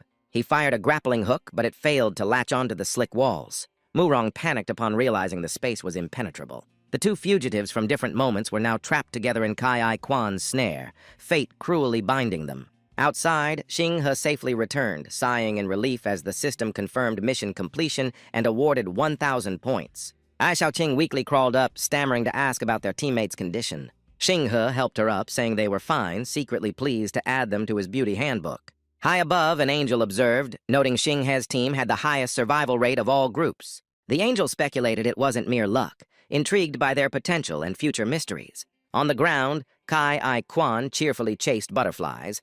Xing He saw Yu place her hand on a class change orb. The system announced that Yu, the one bearing destiny, was being evaluated. Result, grade D, gene granted accordingly. The system activated the D-rank profession Mystic Gene Smith, specializing in controlling fire to forge weapons and artifacts with special power. Note, item quality depends on skill, not rank. Survivors may choose to stay or return to the real world 3 days before the next mission. Ai Xiaoqing patted Yu's shoulder, joking her job was only D rank, boasting she was B rank while the madman was A rank, promising to protect her. Yu stayed silent. Xing He laughed, praising the Smith job as highly practical, able to craft high-tier gear vital for team survival. Yu calmly replied not to pressure her, she'd do her best. Ai Xiaoqing was shocked that the job was that powerful. Xing He nodded, recalling that when Yu awakened, everyone saw a spirit form behind her, which puzzled Ai Xiaoqing, who thought it normal. Yu understood and asked if Xing He suspected that spirit was linked to her gene. Xing He confirmed, saying the phantom differed in shape but shared essence, resembling ancient gods in legend. The group was stunned, exchanging doubtful looks. Xing He smiled, realizing they all shared the thought. Yu spoke gravely, saying she'd share her theory. She posed a major question: who summoned them to this world and for what purpose? Though unsure of the mastermind, she believed his motive had partly surfaced. She recounted how humanity's 200 years of industrial progress had weakened faith in gods. For 3 centuries, theology vanished as people trusted only modern science. But when beings from another realm invaded, scientific faith faltered, hinting gods might truly exist. She theorized gods once existed but perished, leaving behind their genes, the source of mystic genes used for class change. According to her, they were summoned for selection, to choose a new generation of gods to replace the lost ones. High above, an angel watched, smiling with amusement that the mortals had guessed most secrets right. In the real world, mechanical sounds welcomed Mr. Yun back. Hang He was transported back to his mansion. Yun Wei-kin thought Yu had stayed in the other world to study while he returned early with Ai Xiaoqing's help, so nothing was worrisome. He suddenly sensed someone's thoughts. In front of him, Tuo Qing Yu approached in revealing attire, greeting Mr. Yun and offering to help him relax after the exhausting journey. Xing He panicked, face pale, immediately refusing the offer. In West City slums, a man stopped by a fallen tree, mumbling about a core and strange events involving a drunk lady and a young driver. He urinated at the tree's base. Unaware, the branches moved, humming and babbling nonsense while eating. Suddenly, a branch pierced through his body, his scream echoing through the night. Outside the mansion, Xing He gasped after escaping. Da Qi appeared asking why, and he angrily explained that Tuo Qing Yu didn't relax him but drained his energy, once leaving him unconscious for 2 days and fearing a shortened life. Da Qi giggled, assuring that last time he was drained because she joined in too.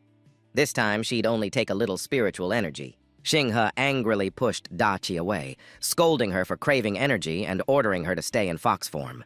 Ai Xiaoqing, in a wedding dress, ran in panic, calling for help and accidentally crashing into Xing He. They were both surprised. Xing He asked why she was there, and Xiaoqing explained her errand was done while he wondered about the current situation. Xiaoqing tremblingly said she was being forced to marry right after returning home, begging Xing He for help, making him ask if she was body-swapped. A group of guards approached. Their leader politely announced there would be a wedding tonight between her and young Master Li, so she couldn't leave her family on a whim. Xiaoqing bit her lip, dodged blame by pulling Xing He as a shield, accusing young Master Li of forcing marriage and declaring she already loved Xing He. The guards looked at Xing He with disdain, loudly asking if she was debasing herself clinging to him or just using him as an excuse to avoid marriage, warning of the Li family's power. They cautioned that the Li clan ruled the region. Crossing them meant dire consequences, so she should consider her family interests, not just herself. Xiaoqing trembled but remained resolute, declaring she would never yield. Xinghe muttered that she had changed professions, so why fear mere mortals?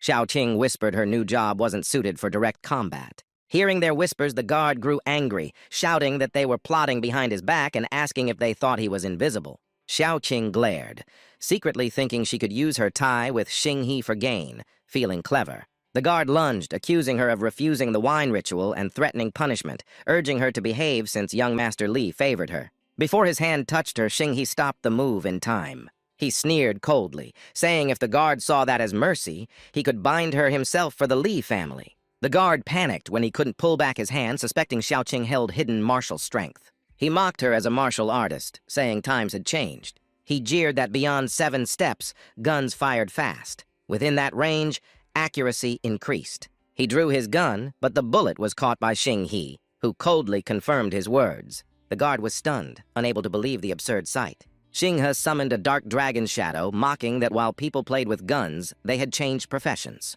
One powerful strike from Xinghe sent the whole guard group flying. The guards angrily warned that Xiaoqing would face huge trouble for striking members of the Li family. Xinghe ignored the threat, maintaining a cold demeanor. He used inner power to thunderously order them to leave. The guards couldn't bear the pressure, whispering that his power was terrifying and beyond human. He crawled up and fled, swearing that Li Xiao would take revenge. After driving them away, Xiaoqing worried that the Li family's power was strong and he alone couldn't oppose them, predicting serious trouble. Even so, Xiaoqing felt grateful to Xinghe for risking himself.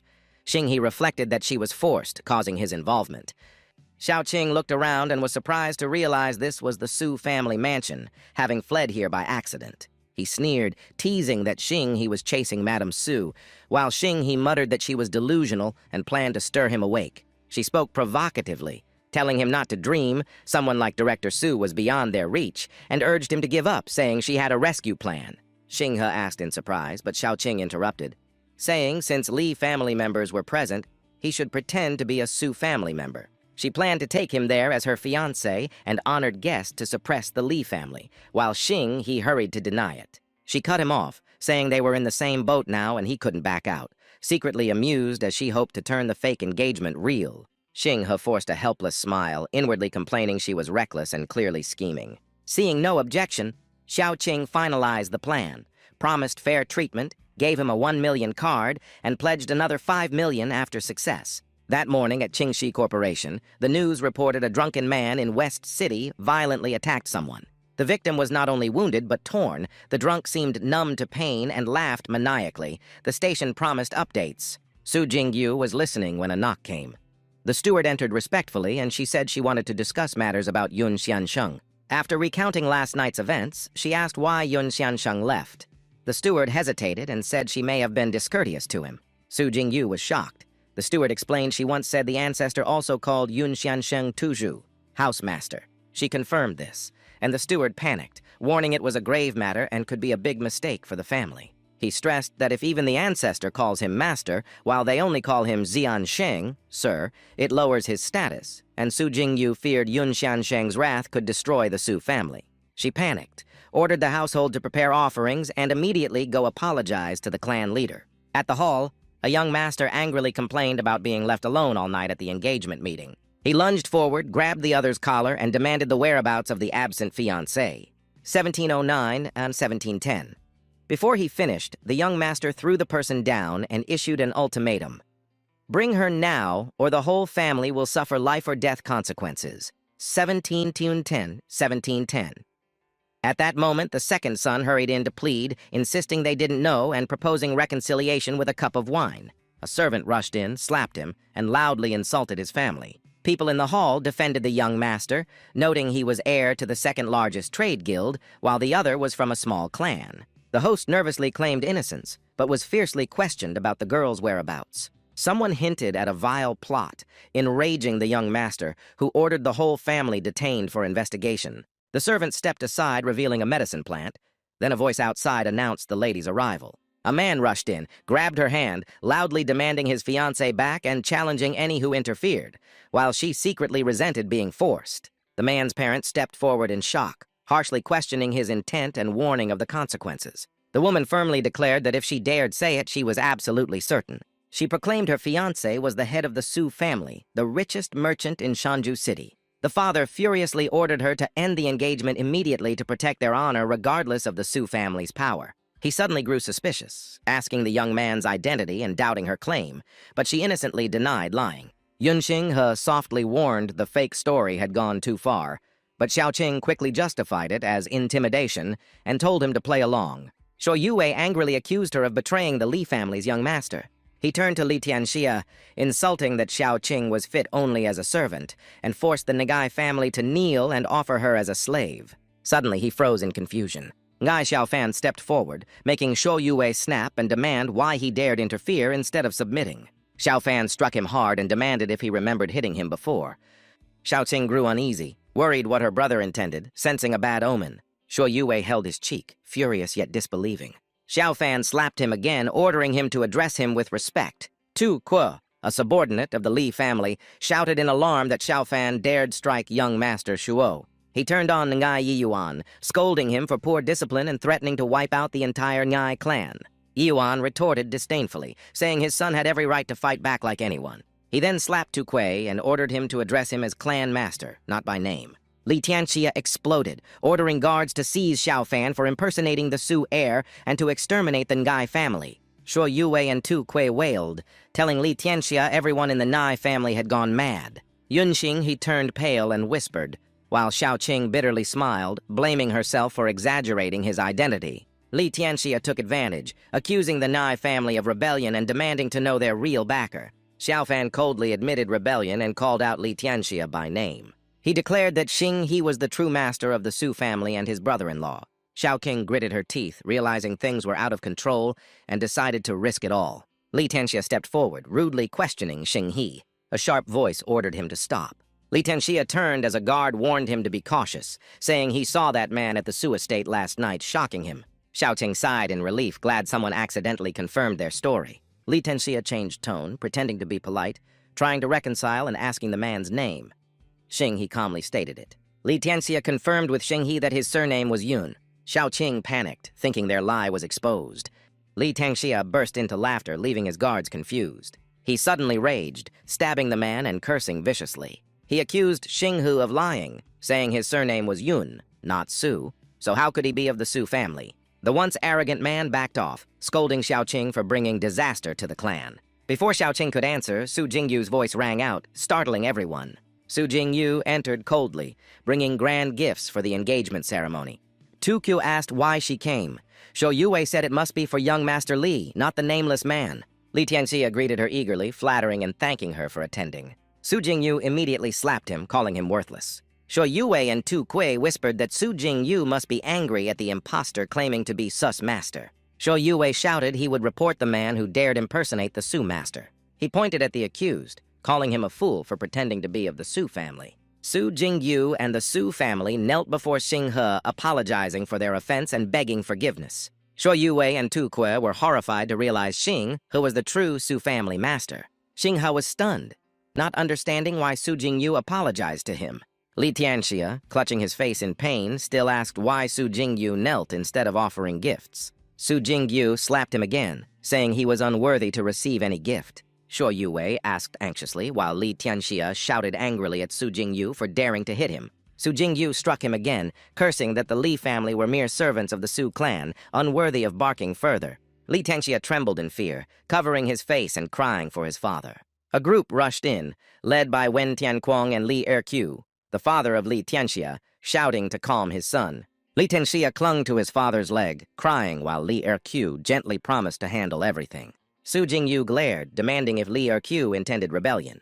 Li Erqiu sneered, saying he had served the corporation loyally but was dismissed, forcing him to resist. Wen Tianquang smirked, praising Su Jingyu and proposing an alliance with Li Erqiu to destroy the Su family and seize Shanju City. As Wen Tianquang ordered the attack, Xing He spoke up to stop them. Xing He declared he would protect Su Jingyu, moving her to tears as she called him her master. The gangsters sneered and charged to kill Xing He like a dog. Before they reached him, troops arrived, and Gu Wu coldly demanded who dared touch Xing He. He ordered the arrest of all rebels. The soldiers answered in unison. Gu-Wu laughed heartily that his timing was perfect. Xing He calmly recognized him as a general. Li Tianxia froze with a gun aimed at him, stunned that Xing He's power exceeded imagination. When Tianquang was captured, cursing Li Erqiu for involvement as both were bound and dragged off in fury. Xing He asked Gu-Wu why he appeared. Gu-Wu asked if he hadn't seen the news. Gu-Wu explained he was quelling riots in Shanzhou City, passed by, rescued Xing He, then left to continue his mission. Xing He remained vague. Su Jingyu stepped forward to tell him there was bigger news. She revealed a fierce clash last night. Police intervened and arrested the culprits. Many victims were horribly injured.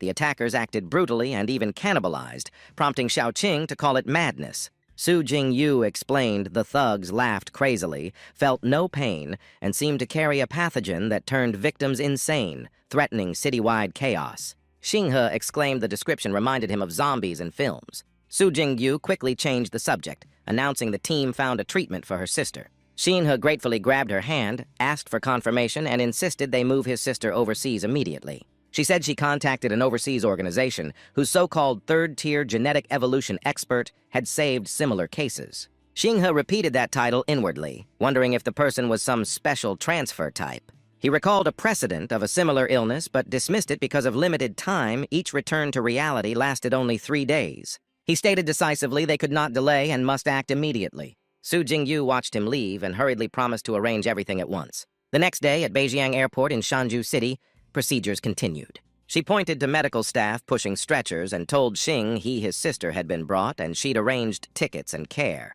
Xing He and Xiaoqing approached, shocked to see 2 patient stretchers there. Su Jingyu explained she thought their caretakers had arranged transport, but the patients were unconscious, so they came by stretcher. Suddenly, a small pop from a patient's bed startled the nurses like a firecracker. The patient on the stretcher ignored Xing He's group, waved and laughed loudly, calling out to close comrades. A shout behind warned everyone to get away from that area. A malformed attacker lunged from a stretcher, grinning savagely and shouting obscene threats of eating flesh. The horde of mutated ones surged like a frenzy, screams for help echoing everywhere. The mutated mob quickly shifted focus to Xing He's group, jeering and desperate to tear them apart and eat them.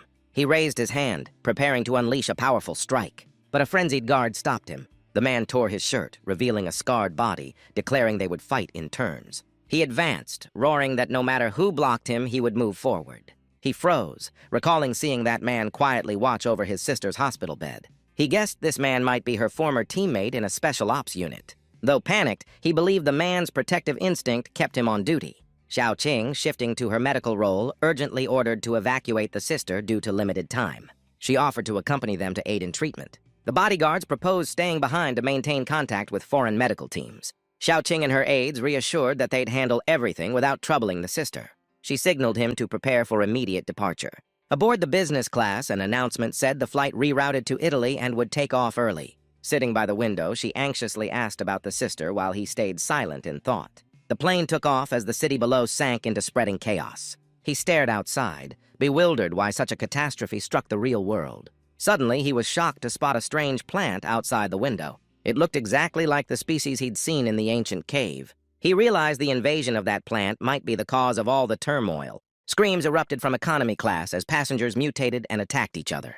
She panicked at the screams, and he instantly sensed the danger on board. Suddenly, the system showing real-world mission activated. Each kill granted points. The hidden mission offered huge rewards, the target being the city's entire population. The plane shook violently, engines ablaze, plunging through the sky amid horrifying screams.